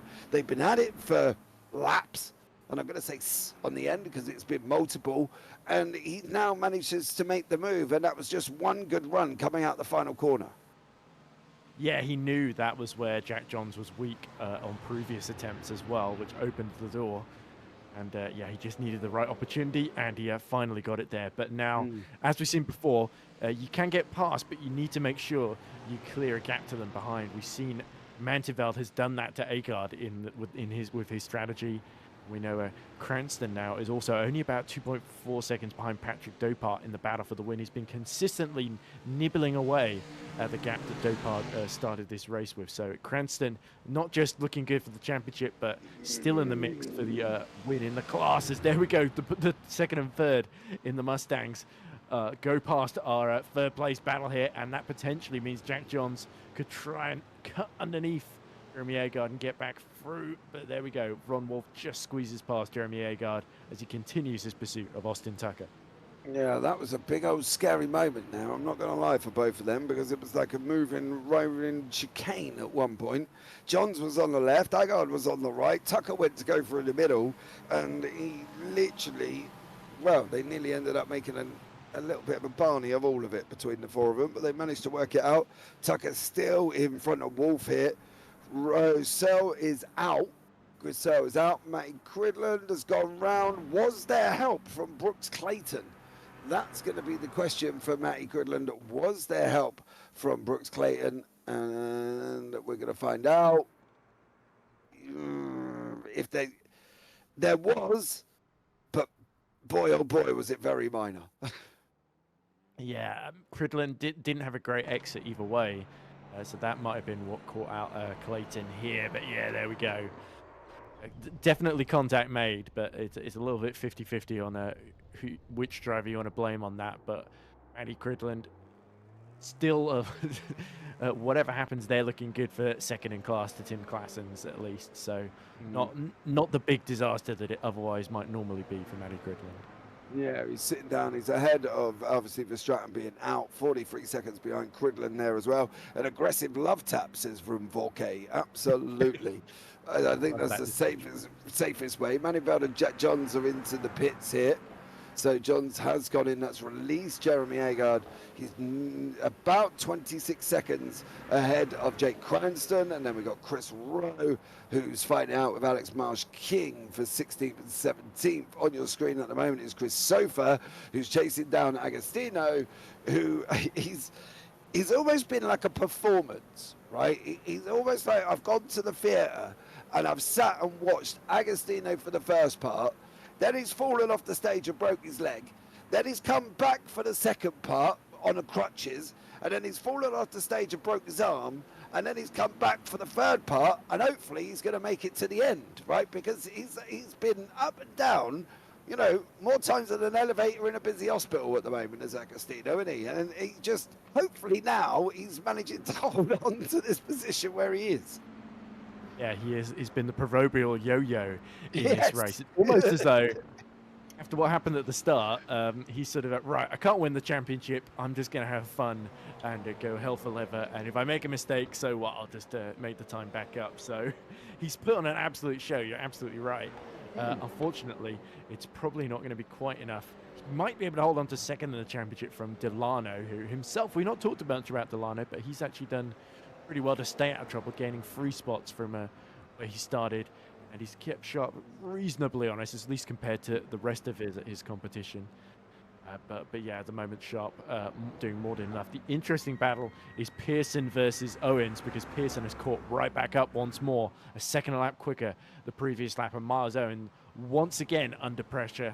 And at Martin Pearson, his eyes will go absolutely wide here, because once more presented with a golden opportunity to win that championship, and he needs to pass Owens to beat Fox by a point here. Yeah. Half an hour to go, so it could go either way. It definitely does. He needs Miles Owens' place. He needs it. And I don't mean physically. He needs that place to get them extra 3 points that will jump Fox in front there. And that's how close it is. Lincoln Fox in the MX-5, currently leading the class, will win the championship by literally 2 points if Martin Pearson in that blue and white car behind stays where he is. If Pearson jumps the other MX-5 and gets in front of Miles Owens, Pearson wins the MX-5 championship by 1 point. So it's going down to the wire. We've broken into the final 30 minutes, and it is coming down to this one moment here. Who's going to be able to get this one? It's going to be very, very interesting. Pearson's looking up the inside. Is he going to be able to muscle out Miles Owens around Hassan Soroda, which he did get done? Now they're going to go left through the triple. And once again, Pearson is on for winning the championship if he stays where he is. Good evening, Mr. Sweeney. Hope you are well. Thank you so much for jumping in here. This is a very tense battle at the moment, and as we've said, Parrish has won the Mustang, as long as he finishes. Sharp has won the GR86 as long as he finishes. Fox is not safe depending on what happens to Pearson. Clattons can only finish second in the Clios because Romano has already won that, and Cranston is out in front in the Jettas, and he will win the championship if he stays where he is. So a lot dependent on this Ed at the moment, because so much could go wrong. And yet, when you've got all these classes on the racetrack at the same time, a lot can go wrong, and we've seen it previously here. Absolutely, and we even saw Pearson make a mistake after passing Owens at the exact same place as well. It was turn 3, Hassan Roda. He made the move earlier, wasn't it? Because he knew that was, again, a weak point for Miles Owens. Because Miles Owens just left just enough of a gap on the inside, and that was all the invitation Pearson needed, as I think the two are going into the pits now on together. The same lap. Yeah, exactly the same time. And you know, the problem is Miles Owens did not get in front of Martin Pearson. Martin Pearson is leading the pit lane run at the moment, and we'll have to see how they get in there. How many classes are there? There's 5. You are right. GR86s, Clios, Mazdas, Jettas, and Mustangs. Yes, and this is the final race of the season. That's why we quite refer to the championship as on a knife edge at the moment, because it is the final race. Hopefully there will be another season, because to be honest with you, Ed, this has been incredible. Yes, it's been chaotic. Yes, it's been manic. Yes, anything can happen. But it all comes down to one race, and that's the thing. And now Pearson and Owens are leaving exactly the same time as they went in. Surely Owens is not going to get involved with this, right? I don't even know if he knows the point situation for Miles Owens, but surely he can't.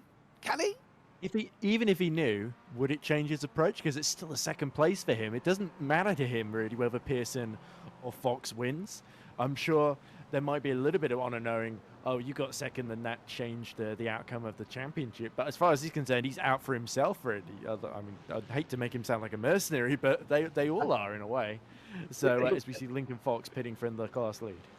Yeah, Fox is he's into the pits as well. These guys are going round the double left-hander or the triple. Owens is a little bit further back coming out of the pit lane than he wanted to be. Looks like we've lost Chris Searle, but Chris had I can only describe it as what has been a flat-out awful evening of racing for him. Lincoln Fox, Matty Cridland there on their way out of the pits. Lincoln Fox is still in the pits at the moment. Where is Miles Owen and Martin Pearson? They're on the run round, down the back straight at Stadium Gerard there, so they're not really, shouldn't get in front of Lincoln Fox. He's on his way out now, so job done. Cranston from the VW Jettas coming in from the lead. At this moment in time, he has got nearly 42 seconds over Patrick Dopa. Is that enough for Jake Cranston to come back out in front? It's going to be close. He certainly had a good in-lap, 148.2, but it's going to be, I think Dopa might just be able to come out alongside him and hold on. But yeah, he was closing before the pit stops there, so the pressure is on Patrick here to just make sure he doesn't make any big errors here that lose him time. Well, we're going to find out, and we're going to find out very, very quickly. Jake is still into the pits. He's on his way out now. Where is Dopa? Dopa's coming across the line. Cranston's going out to the entry. They're almost going to be side by side. Can Cranston ratchet up the right-hander? Where is Patrick Dopa? He's only coming into turn one. They're going to meet on the exit near enough there. Cranston did manage to stay in front of Patrick Dopart, and he's done it by 1.1 seconds. But in the background there, we've got a very fast Renault Clio of Tim Klassen's approaching this one. So be aware, Klassen's can play a part. Justin Delalo, Swanson Struber going side by side down into one there, coming through two. And that is what Jake Cranston needed to continue to wrap up this championship. Yeah, absolutely. Like I said, you just don't bet against Jake Cranston, as I very, very visually proved there. I thought Dopart might have just enough, but Cranston really pushed on his in lap, and that was what made the difference there and allowed him to jump ahead. As pit stop was also a second shorter, we're hearing, so there was a bit of strategy there going on. So Jake Cranston really just had all his bases covered there, that he needed to just make sure he had that track position. As we look here, Delano, I believe Swanson Truber yet to pit, so Swanson Truber should be out of Delano's way before too long, as we cut to Dan Downing, who has undercut his way past Jeremy Agard and up into fourth place, in fact past Jack Johns as well. So this is good strategy from Dan Downing. He's just got to make sure he's got the fuel to get to the end and the positioning to keep Jeremy Agard at bay here. Yeah, I was just looking as to where they are. Justin Tyler Agostino has just managed to get through past these guys. Patrick Brooks Clayton and Chris Sofa are trying to wiggle their way past these Jettas as well. So, you know, they've got to make sure they can do this cleanly. Johns is on the right-hand side there. Johns' front end does look like he's hit a post or something there. Almost like my... No! No, no, no, no, no, no! Oh, no! Sofa's gone. Sofa's in the wall.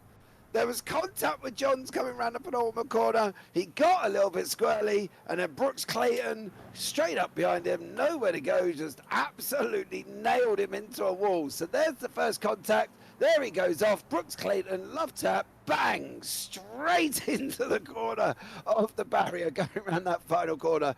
And what's worse is he didn't even go into the pits. He probably could have cut across the grass, but I think he might have to go one more lap here, Ed. That looked, if that was real life, that would have been disastrous. Yeah, and there's no two ways about it. Jack Johns pushed him off track, and Brooks Clayton, you can't really put the blame on him at all, because he would have had zero time to react there. And Sofa, the big loser of that contact there, and that's a big shame, because Chris was having a solid race up to that moment, and he'll have to come in to pit for repairs. I think he's still got his joker that he can use, so it's not completely game over here, but that's really going to compromise his race, because everyone pretty much will be going to the end otherwise, and Sofa will have to make that unscheduled stop. But here's Pearson, still holding on to that championship winning position, but Miles Owens refusing to give up, lapped 0.6 of a second quicker than him on the previous lap there. So Martin Pearson, it's always the way, isn't it, for racing? When you're chasing, it's so much easier to really get everything right, sometimes it feels like. But when you're the one being hunted, suddenly your palms go all sweaty, you're struggling to exit some of these corners and nail your apexes, and that's where mistakes creep in, when you're sort of thinking about the car behind rather than chasing someone down ahead of you. And of course, 18 seconds to Fox ahead, who is the person who's fighting in the championship, but he actually seems to be fighting this championship with Owens at the moment. Yeah, this is still going to end 65 to Fox regardless. So you can write that down, get it tattooed on your wrist, whatever you want to do. That is the final figure. You've cursed him now. No, that's the final figure that Fox can get, right? We know that. That's his maximum. There isn't anything outside of that. That is all Fox can get. It is really what the blue and white of Martin Pearson does. If there's any a time to have a world on your shoulders about now to wrap up the MX5 championship, that is what Martin Pearson's got. He can't make mistakes. You know, this is his one opportunity. Without quoting Eminem, it's like it's one opportunity, one moment. Does he want to capture it, or is he going to put it in the gravel trap? You know what I mean? That's what he's got to deal with. And for Miles Owens, well, he's just there racing because he wants to race. Didn't really probably care much about the championship, and is now doing a great job trying to fight it out here with these guys. So this MX5 battle could be one of the most enthralling finishes, depending on what goes on with these two. So hold on to your hats, guys. Get your drinks, get your popcorn, settle down, watch this for the next 20 minutes, because I can tell you what, this battle on screen is going to be the one that will define the MX5 championship. without a shadow of a doubt, unless some unruly back marker or faster car comes in and careers it all off the side of the circuit. These two are the masters of their own destiny at the moment, Ed. Yeah, and look how much Miles Owens was pushing out of Hasselrode. As we look here at the third place battle, Agostino is now caught up to Delano and is now trying to go around the outside of him into Hotel the first couple of corners. Looks like Delano should have the inside on exit here as Jack Johns barges into the side of Downing. He seems to have got through past Jeremy Agard, but that mistake allows Agard back through then. So 3 battles all going on at once here. You're absolutely right, James. All action, all the time, everywhere, and some of it having huge championship implications. Yeah, a little bit of rubbing with Downing and Johns.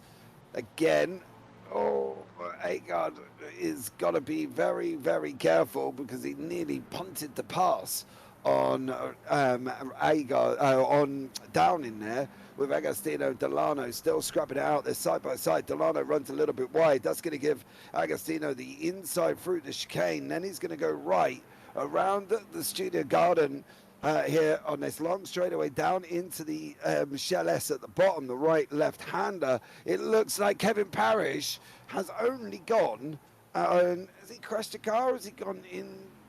No, he's gone into the pits. Has stopped. Yeah, Johns, that was the one who I was looking at, as Johns has had a bit of a moment. He's gone off the side of the circuit and, oh no, he looks like he's just parked that Jetta for Jack Johns. So he didn't have an accident, he didn't have an incident, he just literally parked it on the side of the road, did Jack Johns. But yeah, Agard and Downing still going at it here. And for the next, what have we got, 18 minutes, we will keep an eye closely on the Miles Owens and Martin Pearson battle to decide that MX5 championship. Indeed we will. And I have to apologise, by the way, because I said that Schwarzentrooper hadn't pit yet, but actually he'd undercut his way past Delano, and now Agostino's got through. It looks like those two are going to be fighting away for second. Unfortunately, despite Agostino, even if he can get through to second, it will not be anywhere near enough to beat Andrew J. Sharp, who's now a minute ahead of the rest of the GR86 field, and what's been an absolutely dominant display by the American driver. And it looks like it's going to be good enough to get him the class title. But here, down in MX5s, it's a very, very different story, with it still absolutely on a knife edge, and it's all about Miles Owens here, whether he can nail his exits here and keep the pressure on Martin Pearson. He made him crack once before. Can he do it again? 17 minutes to go. I thought Alton Park was an absolutely crazy finish, but I think Miles Owens is looking to top that here. Martin Pearson, desperate to just have a very, very boring finish. I don't think he's going to get what he wants, James. Yeah, he definitely isn't, and hopefully for him, he'll be able to hang on to this position, because if he doesn't, he is gonna be losing that championship by 1 point, pending, of course, if all of a sudden there are any penalties. Now, I've got to be honest, I haven't seen anything from Fox, anything from Pearson, and anything from Owens, so I think this could be safely set as it is here, Ed, because I haven't seen anything that these guys have really got themselves involved with. No, I think both of them pretty clean, because they were able to avoid that chaos at the start, which is why Miles Owens has been consistently on the podium in this race. Pearson, I think, maybe had a few issues earlier in the race, but he recovered from them extremely well. And unfortunately, that doesn't mean you get to this championship all by yourself just because you've had a good race up to now. One mistake, one slip up. As look at this, here comes Miles Owens just moving around in the rearview mirror of Pearson then through the final sector then, as they're just about to come into Zeppelin Curve, through the chicane and then into Zeppelin Curve, sorry. I forgot where I was on the lap there, unfortunately. But yeah, Miles Owens, he's not looking desperate, but definitely trying to put pressure on Pearson by sort of making moves where you wouldn't normally expect him to sort of try and look to make a move. But in there, he was just bluffing, of course, to try and make Pearson drive more defensively than he otherwise would. It seems to be working so far, because the lap times have dropped from Pearson a little bit. But the problem is obviously whenever you're battling with somebody, they generally do drop off, right? we've seen it, your defensive driving, you go slower, partly because you're off the driving line, you're off the racing line, you can't take the corners how you want to, you can't carry speed how you want to. And unfortunately for Martin Pearson, that is kind of what he's experiencing with a very quick Miles Owens behind him. Owens gets a big slide on, big puff of smoke coming out the side there as they're heading round to triple the left-hander for Miles Owens and Martin Pearson. And I think this is just going to continue for 15 minutes. I don't really see this changing anything here, Ed, as you can see them rushing through the left, right, all the way around the looping right-hander before they go running off into the chicane, right and left again. And this is Martin Pearson's life for the next 15 minutes. That's him set in this battle with Miles Owens. Yeah, you've got to say at the moment, it's looking like it's Pearson's to lose at the moment. But Owens making that big mistake through triple, actually. Well, I say big, but it hasn't cost him too much. But you saw he got that massive moment on the exit of triple, that sort of constant radius left-hander. And he did well to collect up from that one, but that's cost him a few crucial tenths now, just 7 tenths behind Pearson still. So Martin Pearson, the New Zealander, has got to keep it on the island here. Has got to make sure, as he just about avoids dipping it in the gravel there out of the Zeppelin curve. But yeah, only just under 14 minutes left to go now in this race. And the pressure is only going to get more intense from here because Owens will throw every trick in the book that he knows to try and just sort of put Pearson on edge and outfox him here. So even if one attempt doesn't work out, as long as he doesn't lose too much time, he will have enough time to regroup and launch another attack then. And Pearson has to anticipate that. Yeah, he definitely does, because if Owens gets through, where he doesn't want to let him through is coming on to the final lap. Because this track is tough, right? And we saw that earlier on with Agard was battling away in the Jettas, and he was fighting away, not Dopart, he was fighting away with Downing, I think, and they're basically fighting away now.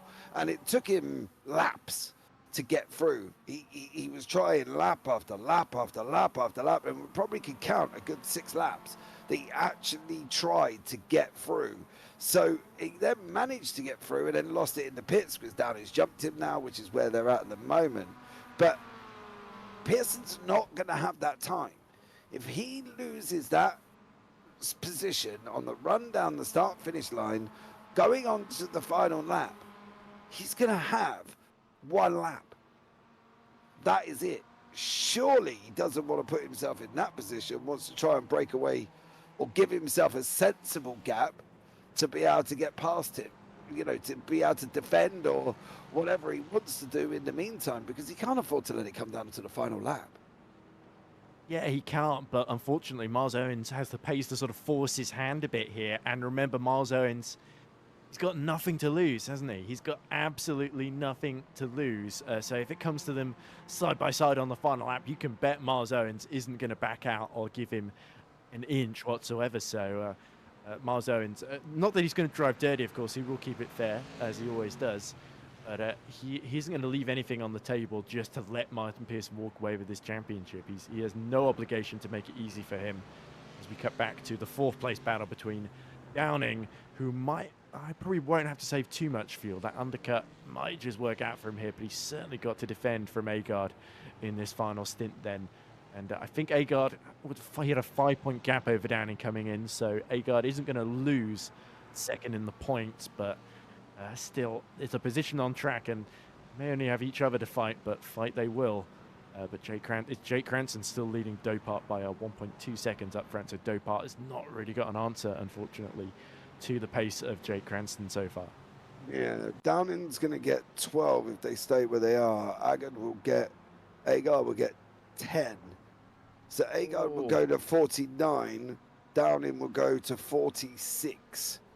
So Agard will stay in front of him as Brooks Clayton has taken a little bit of a divert off the side of a sofa, off the side of the sofa. That's Michaela. Yeah, Justin Michaela, and unfortunately for Brooks Clayton having a coming together.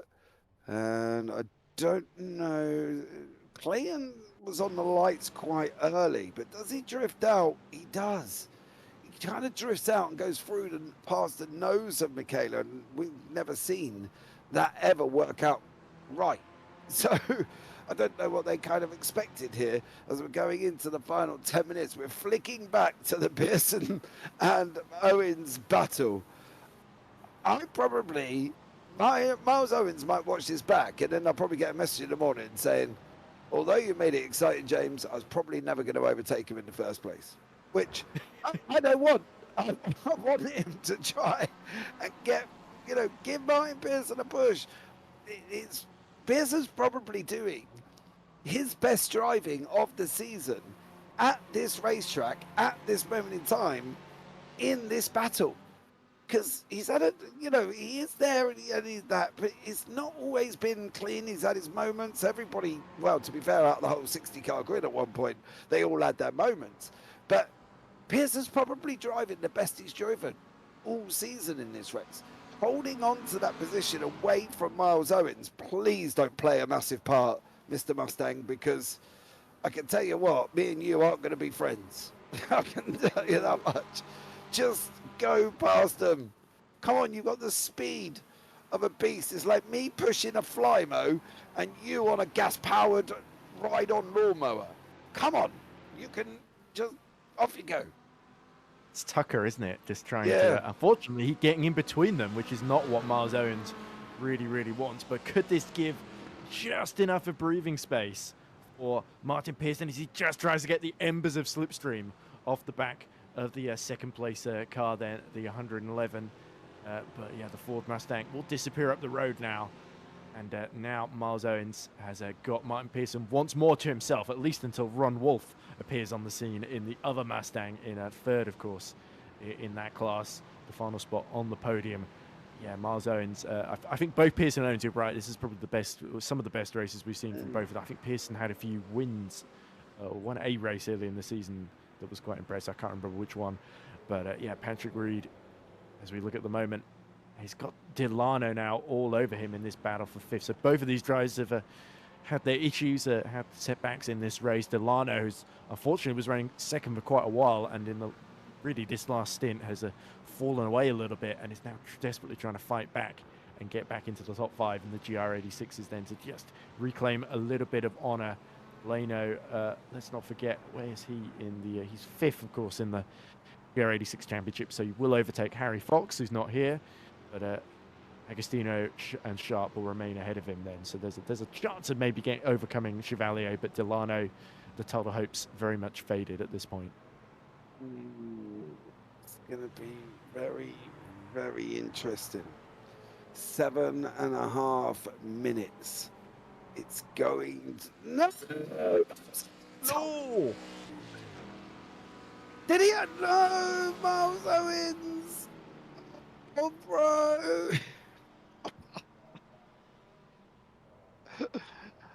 How did that not go in the wall, James?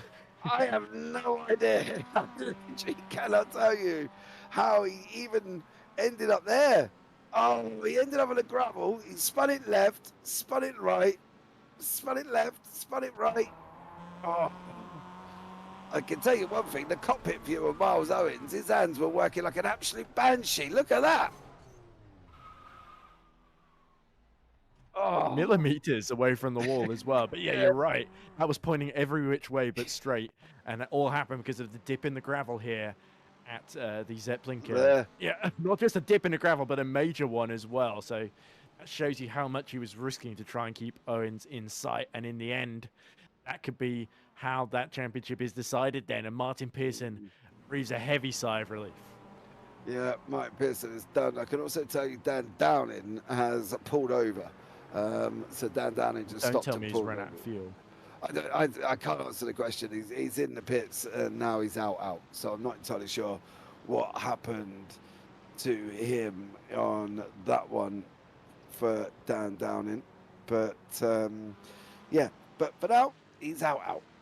So there we go, unfortunately. But that should free up Martin Pearson now, right? That should allow him to take the victory in the MX-5s, shouldn't it? Yeah, I mean, He's now got a 13-second buffer, or more than 13 seconds now. But that's how much faster he was than Owens on the previous lap. But yeah, as long as Tim Claessens doesn't get particularly tag happy here, then surely Martin Pearson, and he won't take any risks here now because he knows he's got enough of a gap to play with. And in fact, there we go. He's immediately pulling to the outside to just let Tim Claessens through unchallenged, which is extremely sensible at this phase of the race. But nonetheless, Claessens locks up just to keep the heart rate of Pearson up a little bit. Yeah, stay away from him here as everyone side by side into the left-handers. How many races has Martin Pearson won this season? I can't remember. None. None, you're right. He's finished on the podium fairly consistently, but you're right. He's He not has come away with a not, spot yet. not won any for Martin Pearson. So for a man that's not won any races to take what can only be perceived as he's going to take the championship here, that's pretty impressive because he's won the championship without winning any races. None. Not a single beam of a race win for Martin Pearson, but yet he's likely to have wrapped up the championship here this evening. Well, yeah, we saw how much bad luck can happen to the likes of Richard Corfor. I remember was looking set to win. It was leading coming into this one. Tim and Jay Bramley, another example. Lincoln Fox had his issues earlier in the season as well, but really got it together from Alton Park onwards, didn't he? But Pearson was always there in the top three, and that consistency really pays out in such a short championship. Meanwhile, we have got a battle for the win in Jetta's. Dopart has started to up his pace a bit, 3 tenths faster than Jake Cranston. He's now just 8 tenths behind then with 4 minutes to go. So Cranston, maybe he's taking it a little bit easier here, but Dopart has certainly not given up, and fair play to him. He's putting a great challenge for the win here, but Cranston may have just enough to hold on. Just enough. Let's see what they can do and see how he gets on. Championships at the moment: Parrish win, Sharp win, Cranston win, Pearson should win by 1 point over Lincoln Fox, sorry. So I don't know where I keep getting Harry Fox from. Where did I get Harry from? He should over He was Lincoln the Fox. GR86 driver. He was second last time out at Alton Park as Harry Fox, and he was quite high in the point, fourth in the points, of course, in GR86 going into this round, but not on track, so no more points for Harry, sadly. But for Lincoln, he is going to narrowly be beaten to the MX-5 trophy, which in a way is even more frustrating, but but still, you can't discredit the efforts of Lincoln Fox. He's driven an absolutely fantastic race. Of course, Corfor's game crash kind of opened the door a little bit, but Lincoln Fox didn't put a foot wrong, and he needed help from Miles Owens. Unfortunately, you can't say that Miles Owens didn't give absolutely everything to try and pit a challenge to Martin Pearson today to make that difference in the championship that Fox needed. But unfortunately, Martin Pearson, as you say, doing just enough to hold on with 2 minutes left to go. I don't see any of the championships changing hands, but I could see it's Kevin Parrish trying to push Patrick Dopart along here to challenge Jake Cranston, interestingly. Yeah, I'm wondering whether or not... No, he's going to pull out, isn't he? Up until today, an interesting fact for you, the highest Martin Pearson has finished is only third, and he's only had 3 of 3 podiums. He took 1 at Lebanon, he took 2 at Alton, where he got 3rd place twice, and obviously here today at Oschersleben, he's obviously on for a 2nd place, but currently, including the sprint qualifying, if you take away the sprint qualifying, he has had 1 podium all season. Martin Pearson. Wow. 1 podium, 0 wins, and he goes and wins a championship at the final race. That is just insane stats from him. Incredible. I don't think he'll care one jot, though. No, Winning his win. He is not going to give a hoot. He don't care whatsoever. He just knows that that is his situation. It is just, yeah, unbelievable for Martin Pearson. 0 wins. His average finish position is 5th. His average start is 5th. His average finish is 3rd, but that's across both races, of course, not just a feature. And you know what? And he's still going to wrap it up by 1 point, and all he's got to do is stay in this position on this piece of track for the final lap of the race, with your winner, if he's not going to get over the line in the next 13 seconds, could be Kevin Parrish. Is Barney going to be waving this time around? Let's have a look and see what colour we're going to get. We are going to get white, so he has made it by 4 seconds. Kevin Parrish has got 1 more lap to go, so is Martin Pearson, so is Andrew Sharp, so is Jake Cranston, and they are the ones that are going to wrap up these championships. Yeah, absolutely. But remember, there's no such thing as being gifted a championship. You've absolutely got to go out there, drive the wheels off it, and win the thing. And the four title protagonists that are going to take a victory today. And of course, let's not forget about Giovanni Romano and the Renault Clios. They've absolutely earned it this season with some spectacular performances. So you take, and Pearson, maybe not the most spectacular, but definitely very consistent, as we see Austin Tucker leaving the track as he follows Lincoln Fox there. Yeah, Lincoln Fox doing a stellar job. So let's find out and see. But it is Lincoln Fox who is going to come over the line, I believe. He's going to take that win in the MX-5s. Not enough to do the championship. White flag for Martin Pearson now. Kevin Parrish is on his way through the S's before he goes down. 2 corners remaining for Kevin Parrish. Great job from him. Great win. Great championship. Been an absolute pleasure to commentate on, but it is going to be Kevin Parrish. He's going to come over. He's going to take the victory in the feature race at Oschersleben, along with the Mustang Ford Championship title. Great job from him. What a win from Kevin Parrish, helped by the fact that Sven Devil wasn't here this evening. Where is Andrew Sharp? He's coming around the penultimate corner. He's got 2 corners to go. He's got this and 1 more. I've got him as a win on 70 points. It's going to be Sharp. He's going to come over the line. Andrew Sharp's going to take this victory not only in the GR86s, he's going to win the championship overall. And an absolutely stellar job from Andrew Sharp there. Such a good ending to this race, and he's been absolutely amazing.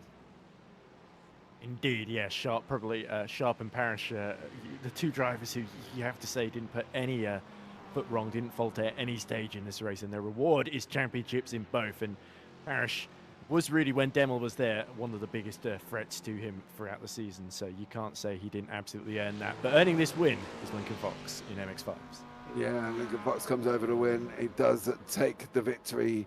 He loses the championship from Martin Pearson by 1 point. Claessens comes over the line, takes the Clios. There's Martin Pearson.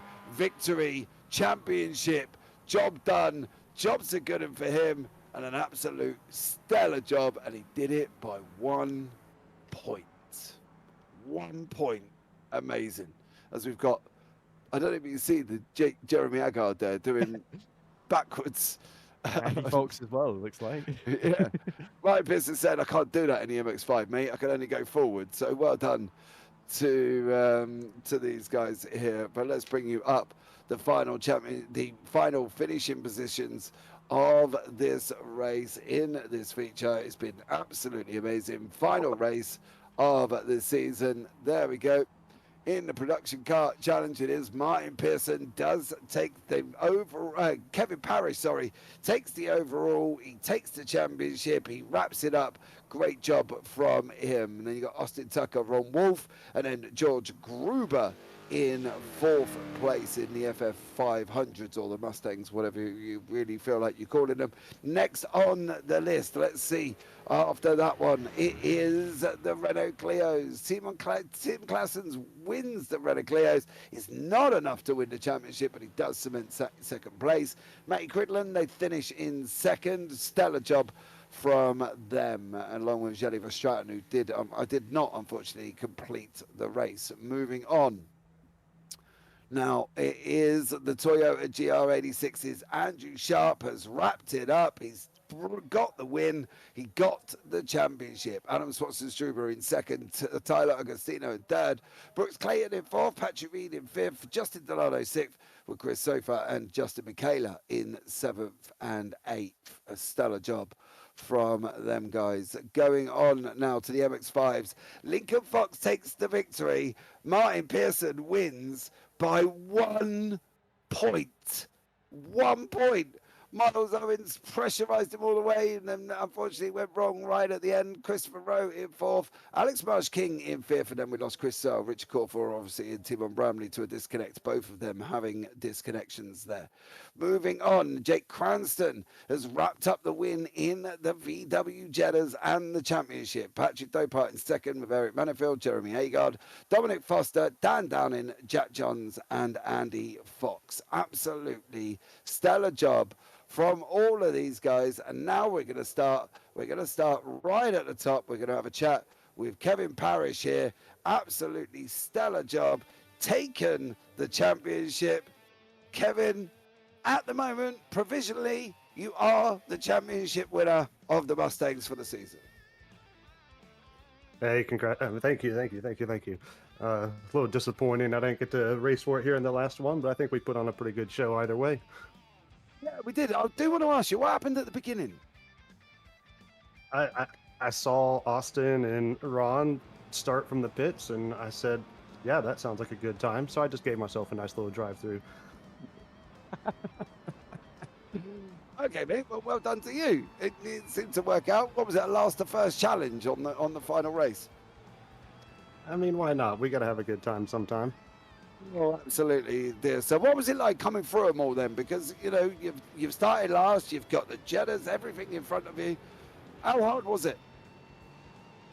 Yeah, that first time through was we had a couple interesting moments, but managed to keep it clean. I think I finished the race with 0x. So, yeah, handled well, I guess. Yeah, definitely on that one. And if I said to you, what was your favourite race of the season? What's it been over these four rounds?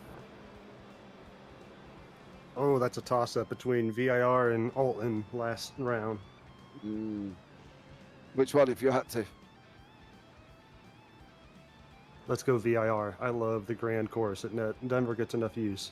Yeah, absolutely. I do fully agree with you. That was absolutely incredible. But Kevin, as far as we're concerned at this moment, you do win with a finishing score of 86 points. So amazing job for you. Anyone you want to shout out for this evening and for the season, of course? Shout out to my team, Aerokinetic. Shout out to my family. My dad's always watching, and of course my fiance always supporting me. Awesome stuff. Well, Kevin, congratulations. Bar any penalties or anything on that one, not I see that you got any. You are the season 1 of the PCC FTR Events champion for the Mustangs. Well done. Thank you. Appreciate you guys for all the support all season. No worries, bud. Take care and have a great one.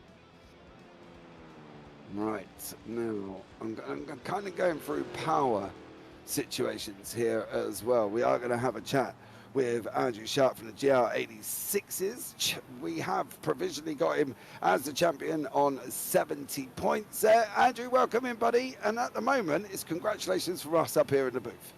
Hey, awesome. Yeah, that was a fun race. I did not expect to be as close to the Mustangs, but I'll take it. It was a lot of fun. Fun race. This you were gone. It was like you were on your own little Sunday drive with your nan in the car, taking her for a picnic. You vanished. some good time trial practice, but yeah, no, I think the car is just really hooked up with this track, and I like these momentum tracks, so it's kind of the perfect combo for me. Yeah, it definitely was, and an absolutely stellar job there. Favorite part of the season? Which round would you pick? Oh, it's VIR for sure. Even though I threw away the win, that's my favorite track. It's my home track, and having 60 cars there, oof, that was crazy. Oh, mate, it was chaotic. It wasn't just great. It was mental. I think we need to pick, I don't know, a wider one. See 60 cars rush around Dega or something like that. That would be absolutely awesome. PCC at Daytona Road or, yeah. Yeah.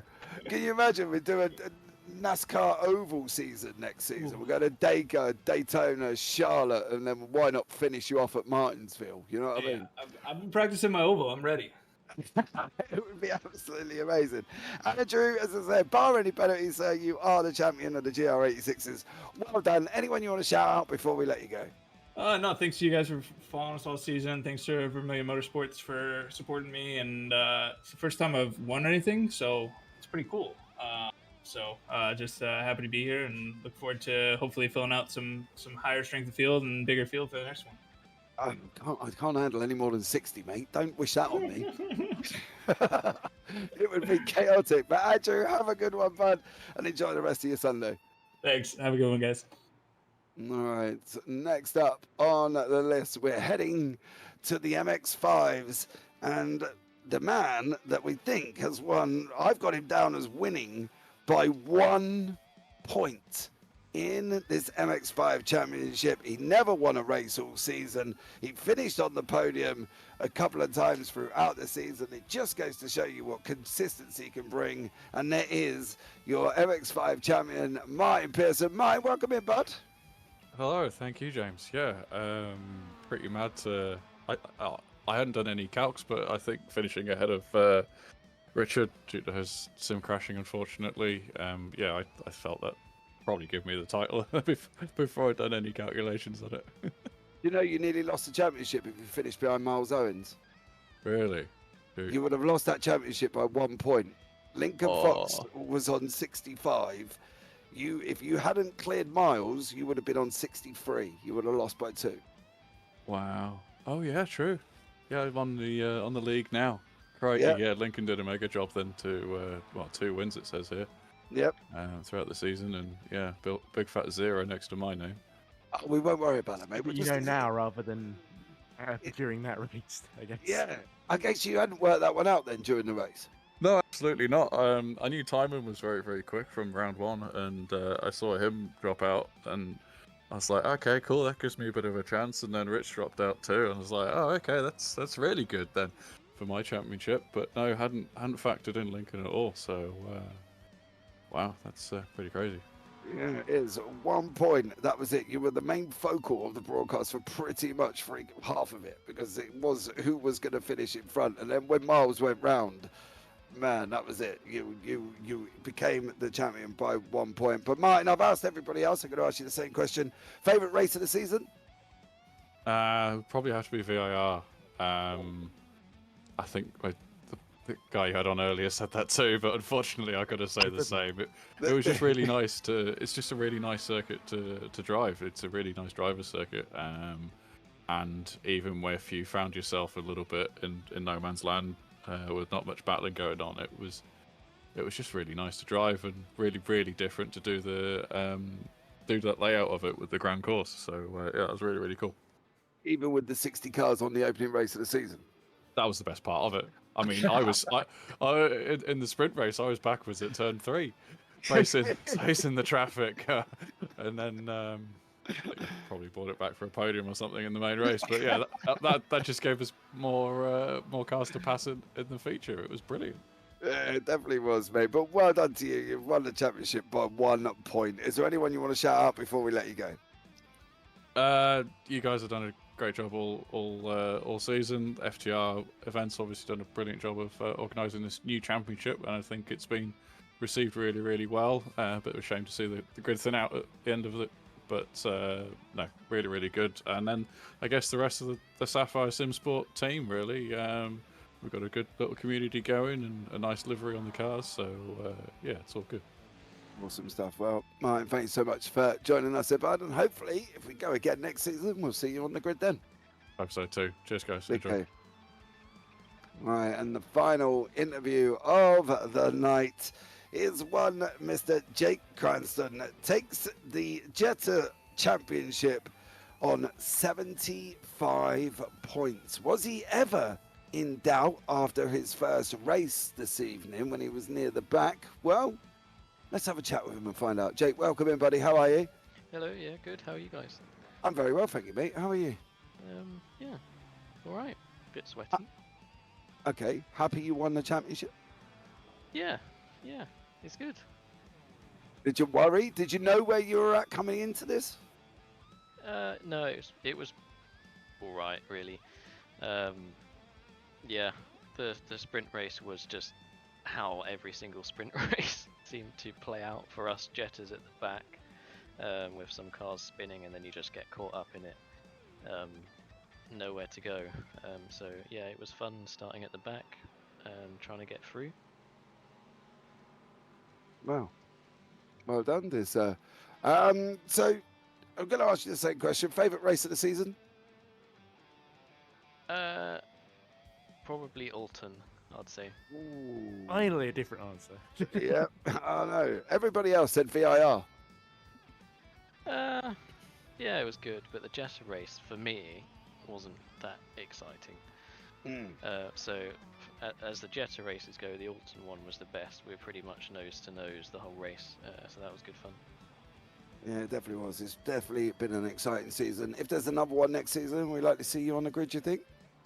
Yeah, well, it depends if I have the tracks, and then I'll do it. But yes, I'll see what the calendar looks like. If you guys are doing another one, I'll definitely be up for it. I will have a chat and find out. I'm sure that's probably not the end. Let's face it, it's been an absolutely amazing season. But Jake, before we let you go, anyone you want to shout out, mate? Yeah, shout out to Dave and Ali. I think have been watching along tonight. If you're still watching, thank you for the support. Thank you to my Jetta friends for keeping the battles fun, Discord fun, and thank you to you guys and James for the commentary. Some stuff. Well, Jake, it's been a pleasure as it always is, buddy. We'll look forward to seeing hopefully you next season. Yeah, sure. All right, thanks, Take guys. care, mate. Bye. Bye. It's weird that we're wrapping up this season already because it's flown by. You know, we've done effectively 8 races with the sprint qualifying and the features. And it has literally flown by, this championship. But it still held its place in being absolutely amazing. The racing all the way through, the nail-biting end to the championship with the MX-5s. And he didn't even know for Martin Pearson. He wasn't even aware that that was his situation. And it just seems crazy. Yeah, but I imagine if you talk to a driver he was battling with, I think he might say the same thing, Marl Owens. But yeah, I think we knew it was only going to be 4 events when we signed up to commentate on this thing. But yeah, you're right. All of them delivered in different ways. I think VIR, leading on Alton Park, and of course here at Oschersleben, all really great tracks to see the 5 classes in action. I think MX-5s and Jettas definitely among the highlights there. But we did see great battle. I think great strategic battles in Clio. Sven Demel and Kevin Parrish doing some brilliant performances in the Ford Mustang, but of course Parrish being the one to walk away with the title in his hands in the end. And who can forget GR86s? I think we had some great battles there too throughout the season. Not necessarily for the win, but for the lower podium positions. They were also pretty evenly matched as well. So I think every class had its highlights, some brilliant performances. But I think the final word I would say is well done to Tiemen Claus, our broadcast director. I think's done a fantastic job throughout the season covering what's been a manic championship at times, and like 60-car grids at VIR and sort of beyond. That's a huge challenge to sort of cover all the action. I think Tiemen has got as much of the important stuff in as he could, and I'd like to praise him for that. And of course yourself, James, for inviting me on in the first place, and of course doing such a brilliant job on top of all the other commentaries you've had to do at various points over the season. Yeah, it's been a definite experience, and I think it's one that we can take forward, and hopefully we will come back and repeat next season. I'm sure we'll have a chat with Richard, and I'm sure we'll discuss what's been going on. But it's been absolutely amazing to be here. But that's it, guys. That's the final one of the FTR Events Production Car Challenge here, Season 1. But for now, that is going to wrap it up. From all of us up here in the JPB booth, I've been James Parfitt. I've been alongside Edward Hunt. And as you heard Ed say, we've got Tiemen Claus in the background, directing the cars into traffic to get us these amazing shots that we've got on this screen. So from all of us right now up here in the booth, guys, as always, take care. Have a great week. And you never know, we might see you next season. Good night.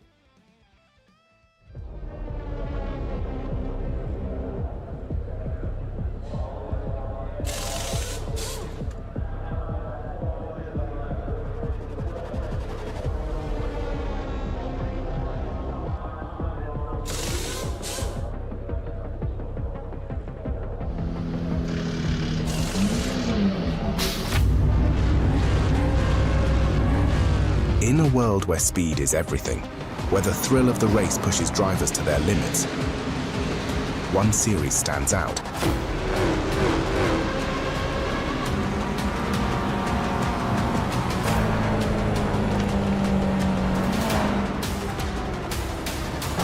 Experience the heart-pounding action of PCC Plus. Meet Jake Cranstone, the championship leader in the Volkswagen Jetta. His rivals, Dan Downing and Kyle Ridley, are hot on his heels, ready to dethrone him. Come on, dude, that wasn't on. But the battle doesn't end there. In the Mustang, it's a clash of titans. And amidst the thunderous roar of engines, one car stands out with its agility and tenacity, the Clio. Oh, No! oh, he's fighting back up the inside. He's Oh, in! coming in. Passes in! As the season unfolds, rivalries will ignite and legends will be born. This is not just a race, it's a test of courage, of skill, of what it truly means to be a racing driver.